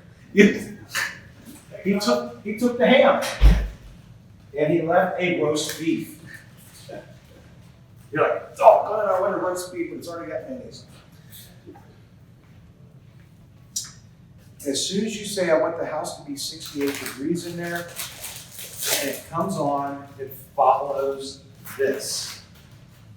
It starts at its lowest RPM, so its lowest hertz rating, or its lowest inversion, and then it goes up one stage every 30 seconds roughly until one of two things happen. Until either the call ends or until it gets to 100%. And after it gets to 100%, it rides 100% until the call ends. All right? Now, it doesn't do that every time. It's going to do that the first time, and it's storing that information in here.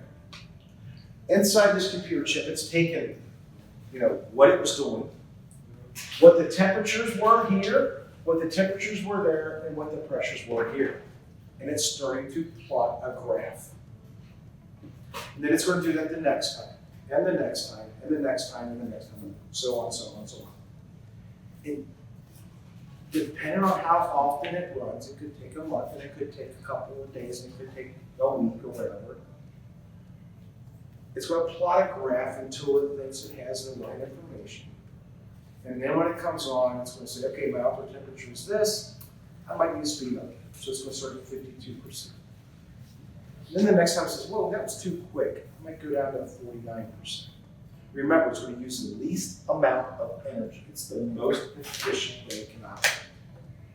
It's going to mimic these little letters. It's going to mimic your mini splits. Your true inverters. Those are the first ones out there. So it's always easy to go back to say, this is how it's going to mimic. Simple enough, right? And it's always plotting, it's always improving itself. And it stores it because we work on here, where's my capacitors to hold that power. We can hold probably about a year's worth in there, resting, just to maintain that microchip. Now, it could be 6 years, it could be 6 months, I don't know. But most everything will hold it for about a year, okay? Switch it to normal. Normal it is. Normal. It's going to act like what we're used to acting on an air conditioner. It's going to target a coil temperature inside saturated at about 44, 45 degrees. Because that's what we're doing, right? However, the difference here, and that temperature equals out to about 138 psi. That's how it notices. However, the difference here versus our regular system, if you were to install, say, a 15-0 air conditioner, you found one, you're like, this is what I'm putting in. I'm putting on a 95 single-stage furnace, right? And you set that up for 45 degrees internal temperature on the coil, 138, 139, right? Perfectly good, that's what we go for. And that's why earlier when I said, I'm going to throw out a pressure of 138 and 397, because that's our go-to temperature. Used to be 75 psi, right? On 22. We target that. Really, where do we want our coil to be? Is 38 degrees a lot colder? But it is, right? We really want to go to 38 degree coil. As a matter of fact, I would love to have a 35 degree coil. But we have something that we can't do that for. There's a reason we can't do that. Remember when I said the first thing that happened, the first thing that we can't control once we leave is what? Airflow. And we put something in there intentionally knowing that the airflow is going to diminish, right? Because we don't want to have to clean the coil every month. We put a filter in there. Believe it or not, if we set our coil saturation temperature at 44 to 45 degrees, chances are, when we return, if we return after the time when that customer's getting ready to change that filter, we're roughly about a 35 to a 38 degree coil. That's the difference. That's what happens. If we were to send it a 38 degree coil, we would almost undoubtedly freeze that coil up before they pull the filter. Even though if we look at that, we know that filters need to be changed when they need to be changed, not at a certain time, right? But the homeowner, they buy a filter, they look at it, it says up to 3 months, they think it's a 3-month filter. It really is, it's an uneducated thing.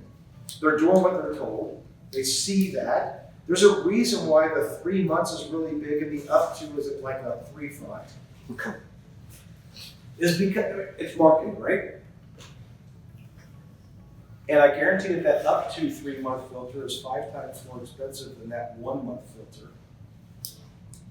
But guess what? The 1-month filter catches less dirt and actually doesn't clog up and cause damage to the system until maybe 3 months. Whereas the 3-month filter installed in the same situation clogs up in 2 weeks, right?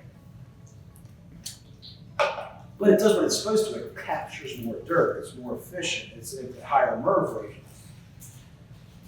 But it's still only 1 inch. And it lets less air through. The difference here is when we put this on normal, we target a 138 PSIG, which is roughly a 44 degree coil. As that filter clogs up and delivers less heat to that coil, we see it here with our subcooling, our superheat values. Now we're going to slow down that compressor too. We're going to maintain 44, 45 degree coil. That's the difference. Remember, we have the ability to do that. However, if we take that pin off, see, I've always got a however, I always got a, whoop, now watch this. But wait, there's more, you know, but wait, if you act now, if we take off that pin, puts us into comfort mode. Now we're going for 125 PSIG, which is going to replicate roughly a 37 to 36 degree coil. And we can't do that on the other ones because the filter clogs up too fast, right? But here it doesn't matter if the filter clogs up too fast because we can manipulate our compressor. We can start lowering that speed of that compressor and maintain PSIG. Let's go back to humidity. Well, I was going to say that's the reason for the normal is for humidity. It is to a point. It is to a point. But we also look at a colder coil. Doesn't that pull off more humidity? It doesn't. Doesn't it? But yes, it should, right? Yeah. Let's also think of this. And I want everybody just to look at the question as I ask it. There's no tricks behind it. Actually, there's always a trick behind every question, right? But let's look at this theoretically and just answer the question as I ask it. What coil is colder, a 5-ton coil or a 2-ton coil? With a 5-ton air conditioner hooked up to the 5-ton, and a 2-ton air conditioner hooked up to the 2-ton. Do the same. Really. We're delivering equal amounts of air, the same amount of air across both of them. Now, which one's going to be colder? The 5-ton's going to be colder, right? If we're delivering the same amount of heat across each coil, if we're delivering 2 tons of heat across a 2-ton coil and 2 tons of heat across a 5-ton coil, The 5-ton. 5-ton's going to be colder, right?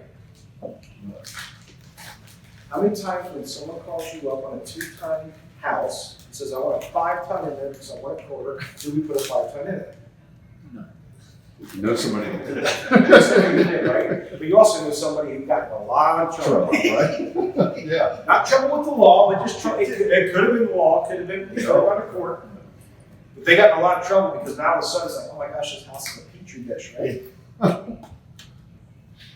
That's why we can't make this a colder coil.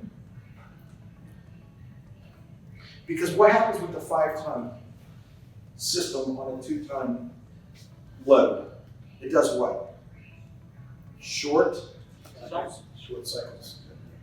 It meets that temperature too fast. It doesn't pull out the humidity. Same thing's happening here. Exact same thing will happen here. It will meet that load and it won't pull out that humidity. Remember I told you, we can't trick this system. And yes, I lied to you, there was a trick behind my question. But I kind of said that there really was, but then there's not. We can't trick this system. So in reality, we need to look and think, where do we want this at? We think, okay, efficiency is going to run longer, right? And we talked about it earlier, running longer pulls out more humidity. But now we're in a warmer coil because we talked about that. There's a reason why I kept bringing up saturation temperatures of the coil as I progressed through there. And if we got a colder coil, it's not going to run as long. Think about that. Maybe put in a dehumidifier into this system and give them exactly what they need. Now we also got to look at our heat loads and stuff like that and think about which one's going to be. If we have and this is, and it's wrong to say this, but it's not, it's true. The millennials, the younger generations are going to be more accepting of something running longer. Their mind is opened up a little bit better to know, yes, my heat pump or my air conditioner is running longer, but it's using less energy, and I understand that. However, we get to a baby boomer, my father, and he doesn't understand. He understands something is running, it's costing me money. All right? And until we explain that to them and literally get them to grasp that idea, that's the thought pattern, right? That's the thought pattern. I can't tell you how many times as a kid I got you, turn off that light if you're not using it. You know? Now, I got an LED light that I've never turned off, and my bill hasn't gone up a bit. As a matter of fact, my bill gone down because I switched every one of the incandescents to LEDs, right? I can leave them all on, and my bill will probably be about the same as the one that I turned on once a day for maybe 10 minutes. Technology's there, so the millennials know, right? They're also a little bit more apt to accept the fact that it may be a little bit more, maybe a little warmer in here, but I got the humidity being pulled out. All right? Feels like temperature. But the older generation, they're not.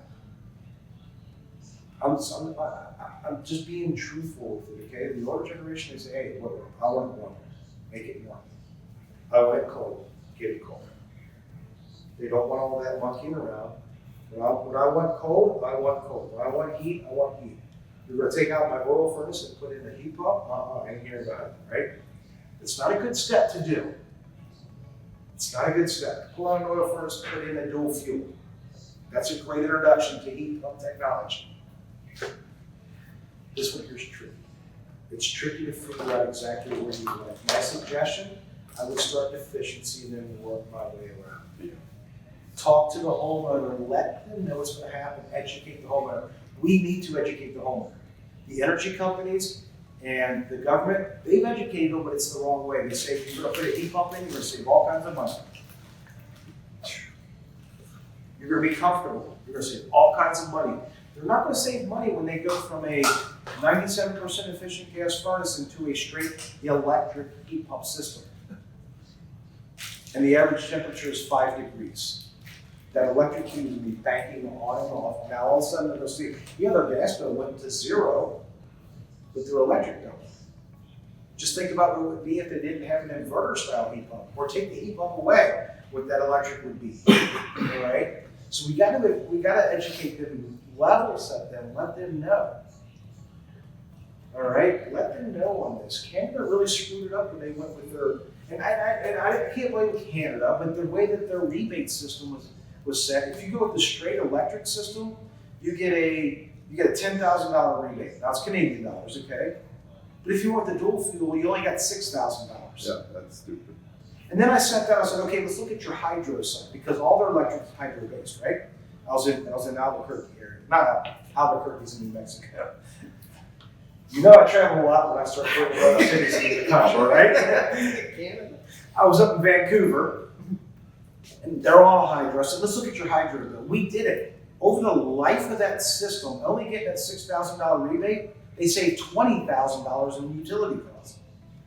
So really, they got $26,000 savings versus that $10,000, $12,000 rebate being eaten up in the 12 years. It's still very efficient to switch to your electric versus what you had. But if you just did the dual fuel option and you were able to use the gas, so much more savings because of that.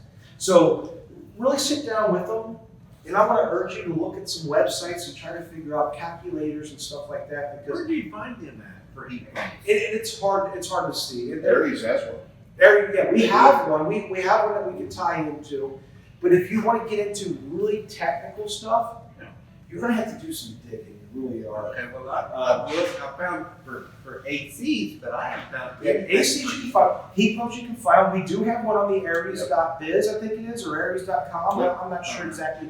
You're out. Talk to Keith. Okay. All right. Talk to Keith. He's your salesperson. Yeah. He will help you out, because if he can't find it, he's going to talk to Adam, which is our salesperson. They're going to nail you down. Okay. They're going to get you exactly what you need. Well, I'm talking. Knock, take a breath. Okay. All of that is alleviated if you have the A3 controller. All of that, what we just got done talking about. I kind of make it a little bit more difficult than what it is and bring up some of the pain points so that now you buy the 4SHP, you buy the AirEase product, you put the A3 controller on it. Now you don't need a dehumidifier. Now you don't need to worry about efficiency normal, because you don't have the normal feature. You get efficiency or you got comfort. Leave it on efficiency. Leave it on efficiency, because now we're able to actively dehumidify. Remember before when I said that this takes control of that? This is gone when you put the A3 on it. This doesn't even come into play. It still signifies some of this stuff, but this is only the middleman. This is the middleman. All of the thinking is on the controller. Now on the controller, it controls the fan inside. It controls the hertz of the compressor outside. You say, I want the humidity to be here, and I want it to go into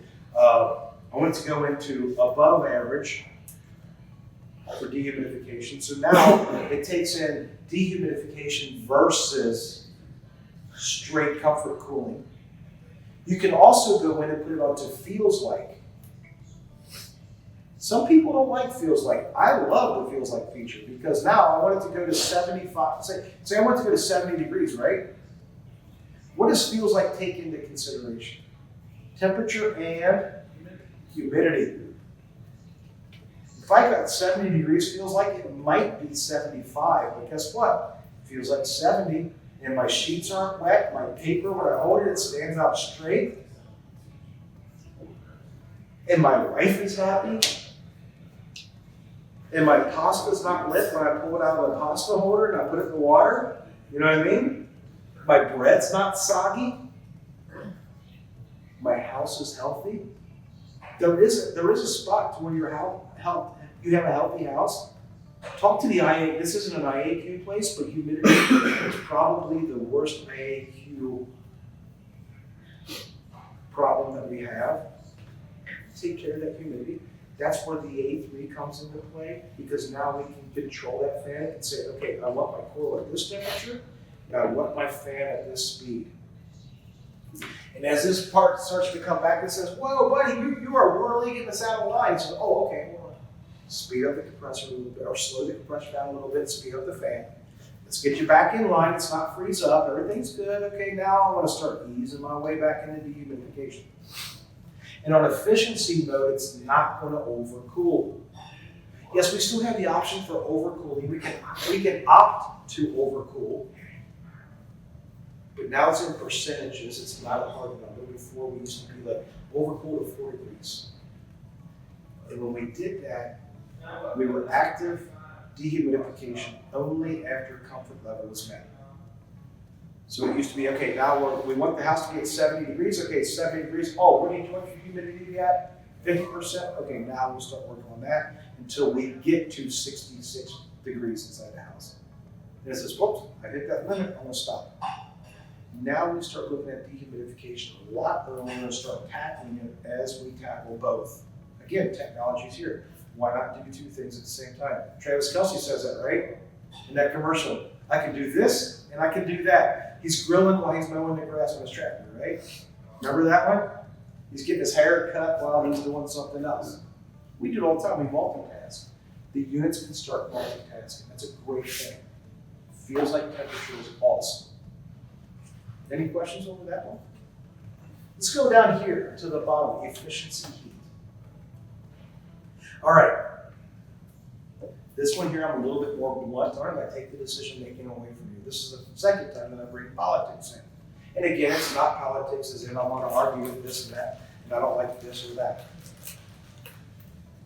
During President Obama's administration, the second one, the EPA, the Department of Energy, came into line and they made a mandate to our industry. Very little heard of because it didn't make the manufacturing side. It was an efficiency thing. It wasn't an efficiency rating or a standard. That's the one that really gets us in an uproar, right? Something that costs us money. Oh my gosh, another rate hike? Another hike? Another price increase? All right, we're becoming numb to it now, right? But when they did this, it was, and I wasn't a huge fan of that party, but this is a great thing. This enabled me to stand up and be happy. I was very happy with this rule. It didn't affect us, it affected the control side. Honeywell, Hunter, whoever made thermostats.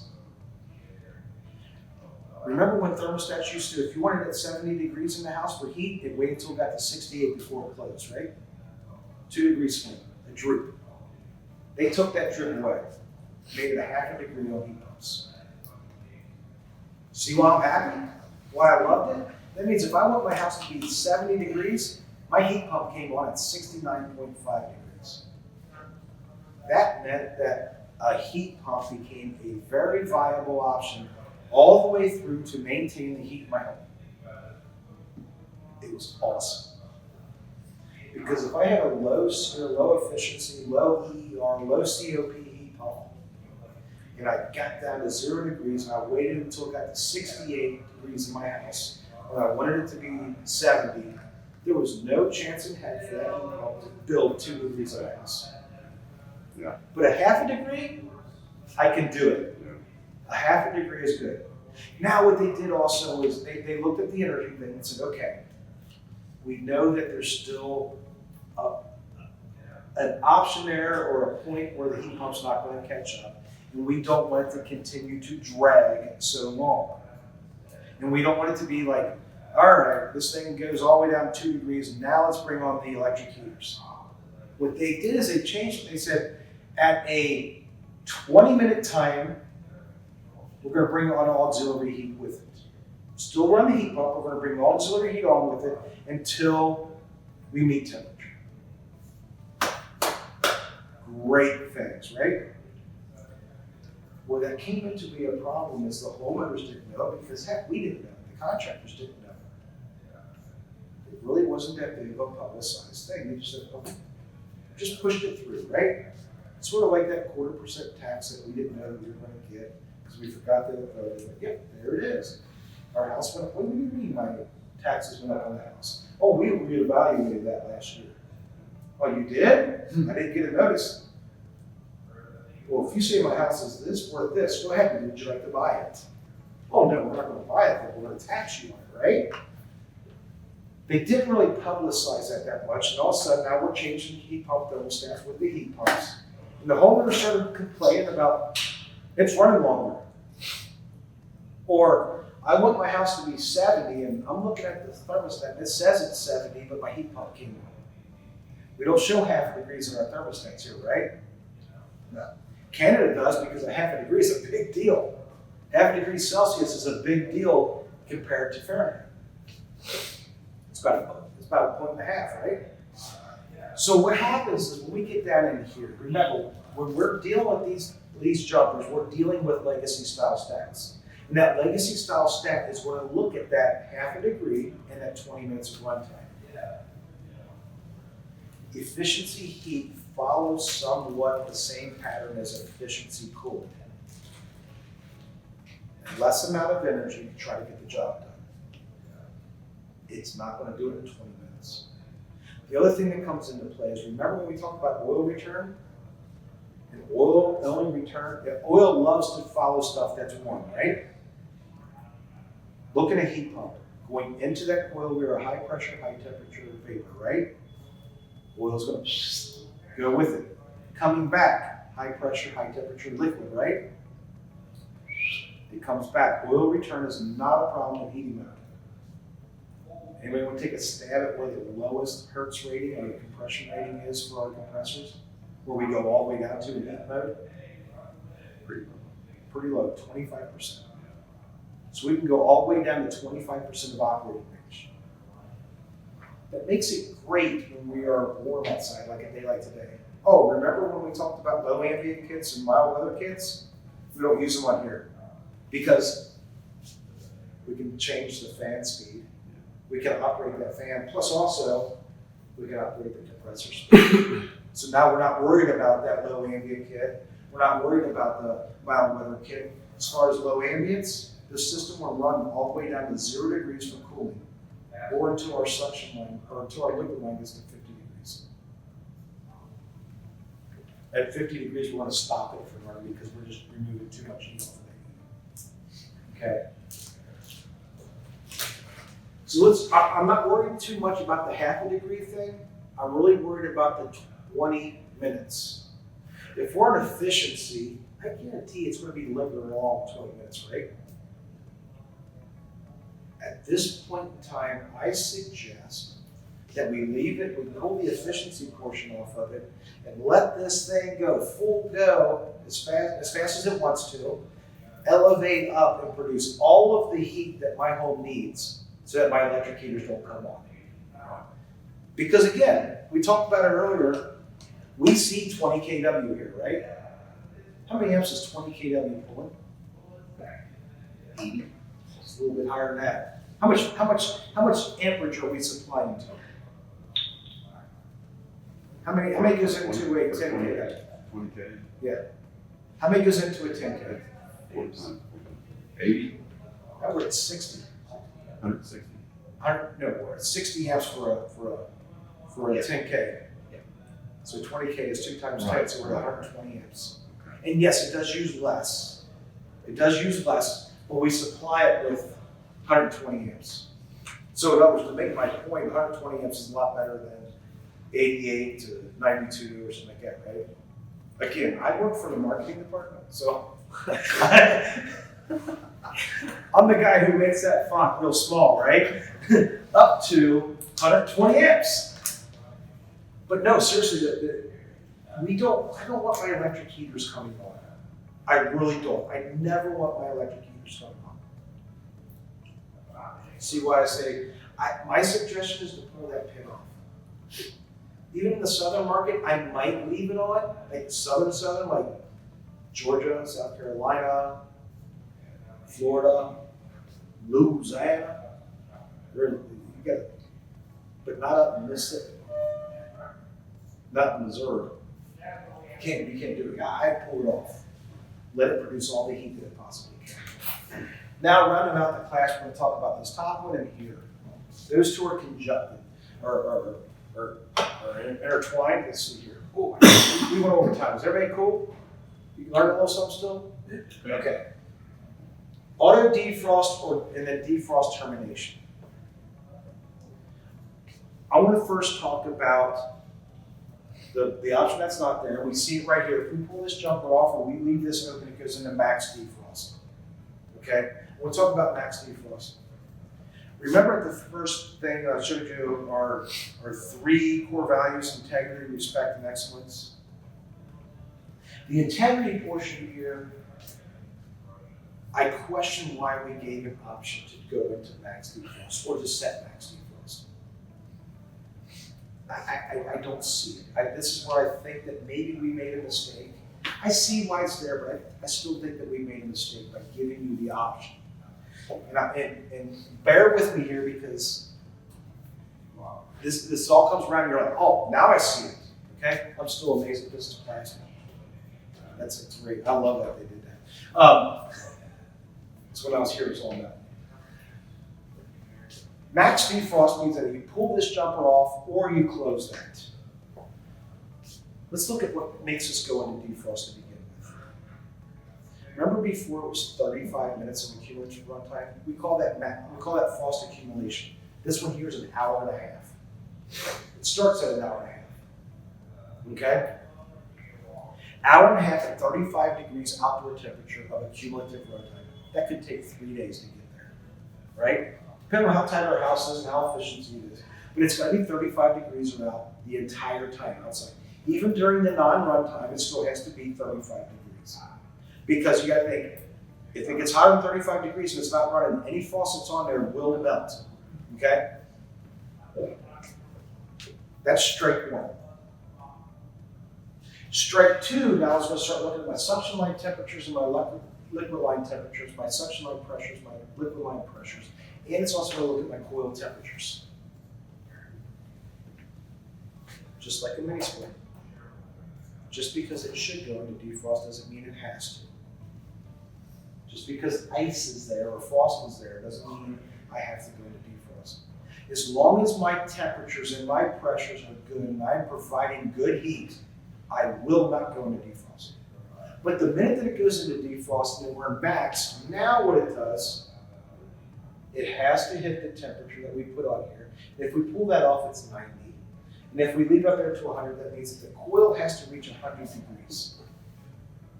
And it has to maintain that 100 degrees for a small amount of time. Then it comes back out, and then it goes back into operating. Up to 14 minutes to get that temperature. What happens when we're in defrost? What else comes on? Cool the house. We bring it on the electric heat, right? If we're an electric system. And you know how I feel about bringing on the electric heats. I'm not a fan of bringing on electric heats. I hate my electric heaters now.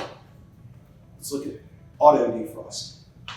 This is why and that does that every time if you got the max defrost. Every time it needs to go to defrost, it does it. And around here, defrost is it's a rather important regular thing, right?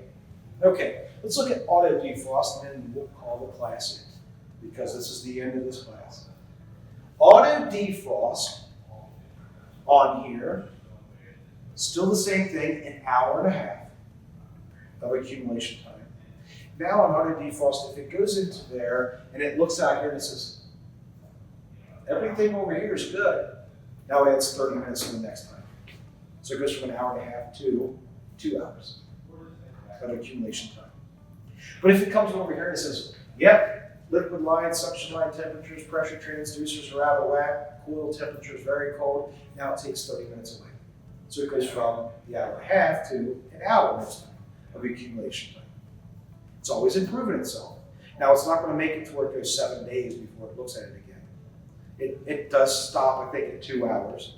But still, that's pretty good. 2 hours of accumulative runtime at 35 degrees and it still doesn't need to go into defrost. I'm doing my thing, right?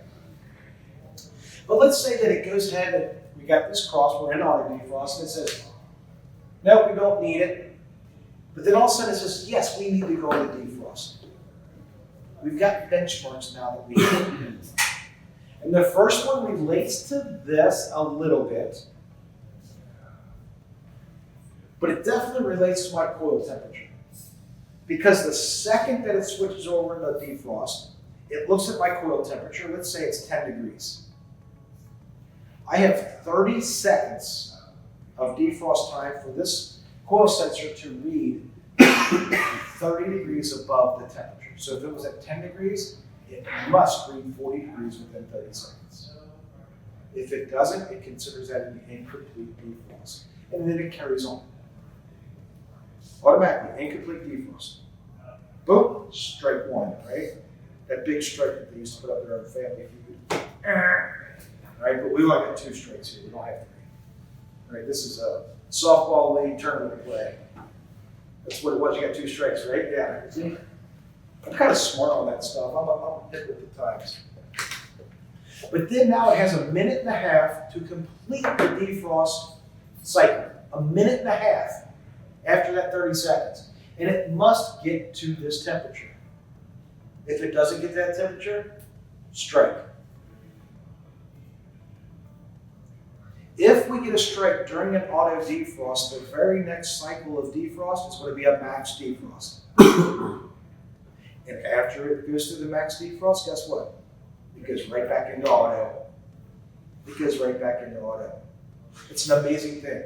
Now, if we happen to, and in the south, 50 degrees is our defrost termination temperature. Here, you're probably going to be 70. All right, you're probably going to be 70. If you're by a body of water and it's extremely windy and extremely cold, you'll probably go to 90. But in the south, 50 degrees is the defrost termination temperature. And what was our first call for meeting the defrosting? Is if our coil temperature, the outdoor temperature was what? 35. And I will say this, your coil temperature will never be 10. Coil temperature is always going to be about 30, 35 degrees. And remember I said within 30 seconds, your coil temperature has to raise how many degrees? 30. If we're at 50, but we started at 35, it's like 15 degrees. We are in and out of defrost in the south in less than about 20 seconds. That's a great thing. My electric heaters very rarely ever come on now, right? Very rarely do we even go into defrost. Now, we talked about all that. All that defrost stuff was in a non-communicating mode. If we go into the communicating, now we can go in there, we can take that 30 seconds and make it a minute. We can make it 15 seconds. We can take that 30 degrees and say, you know what, it's never going to make 30 degrees in our climate within 30 seconds. I want to make it 5. I want to take that 2 minutes and make it 5 minutes. You can trim that however you want within reason. It has factory defaults. I don't know the limitations, but you can make that within reason to where you never go into max defrost, or very limitedly go into max defrost. It's a great thing. You can take that time that you add to it and take it from time and add it to percent, so that it's not making big swings. Now, one thing that we can't control on this is it's the sacrificial defrost. Every time that this system loses power, which we expect it to lose power at least twice a year, we hope. That's when we do our servicing, right? But every time we turn that disconnect off, not when load shed happens, but anytime we turn off the disconnect and we turn off the power on the inside, because I hope to turn off the power when we do our servicing. I don't want anybody going in there with water while it's running, cleaning the coils. Or going inside and keeping the button pushed the whole time while they're cleaning the fan motor, If you do that, I'd like to see your medical bills each year. or see the workman's comps bills that come in through your company, right? But every time that the power is taken away from this control here, which, like I said, is probably on a yearly basis, the first time we go into heating mode, it's going to run for a few minutes and it's going to do a sacrificial defrost, just to ensure things are working. It's going to go in, boom. Generally, it's going to go in for about 10 seconds because it's going to hit that 30 degrees. What happens if we lose a sensor? Remember how I said we've always got something backing it up? It goes into time. It's a time and temperature defrost. I told you we never got rid of it, right? I told you it was all. It worked out very well. It goes into, hey, we're running this long, now we're going to defrost. If we lose an ambient temperature sensor, how do we know what the temperature is outside? We don't. We go into time. We go into coil temperature. What happens if we lose the coil temperature? We don't. We go outdoor temperature, 35 degrees. We run for an hour and a half, boom, stop, go into defrost for 5 minutes, come right back out. we're always going to be running, unless the compressor's dead, we lose power. There again, if you have the A3 and you have that, the homeowner will know, you will know. There is an option in there that will allow the thermostat to send you, as well as the homeowner, an email saying what the problem is. That's really good because if you start getting low pressure, you call Ms. Jones, hey, Ms. Jones, we were scheduled to come out. We're supposed to come out twice a year. You haven't had us out for a year. Your warranty's about to expire. Your warranty will be null and void. We have System Shield available for you guys to purchase. I don't know if you guys use it or not. You guys use it? Which one do you have? 5, 5 year? 5, 2, yeah. Or we offer 2 years more, 5. Yeah. We have we have all the way up to 10 years parts, or 10 years labor, 12 years parts.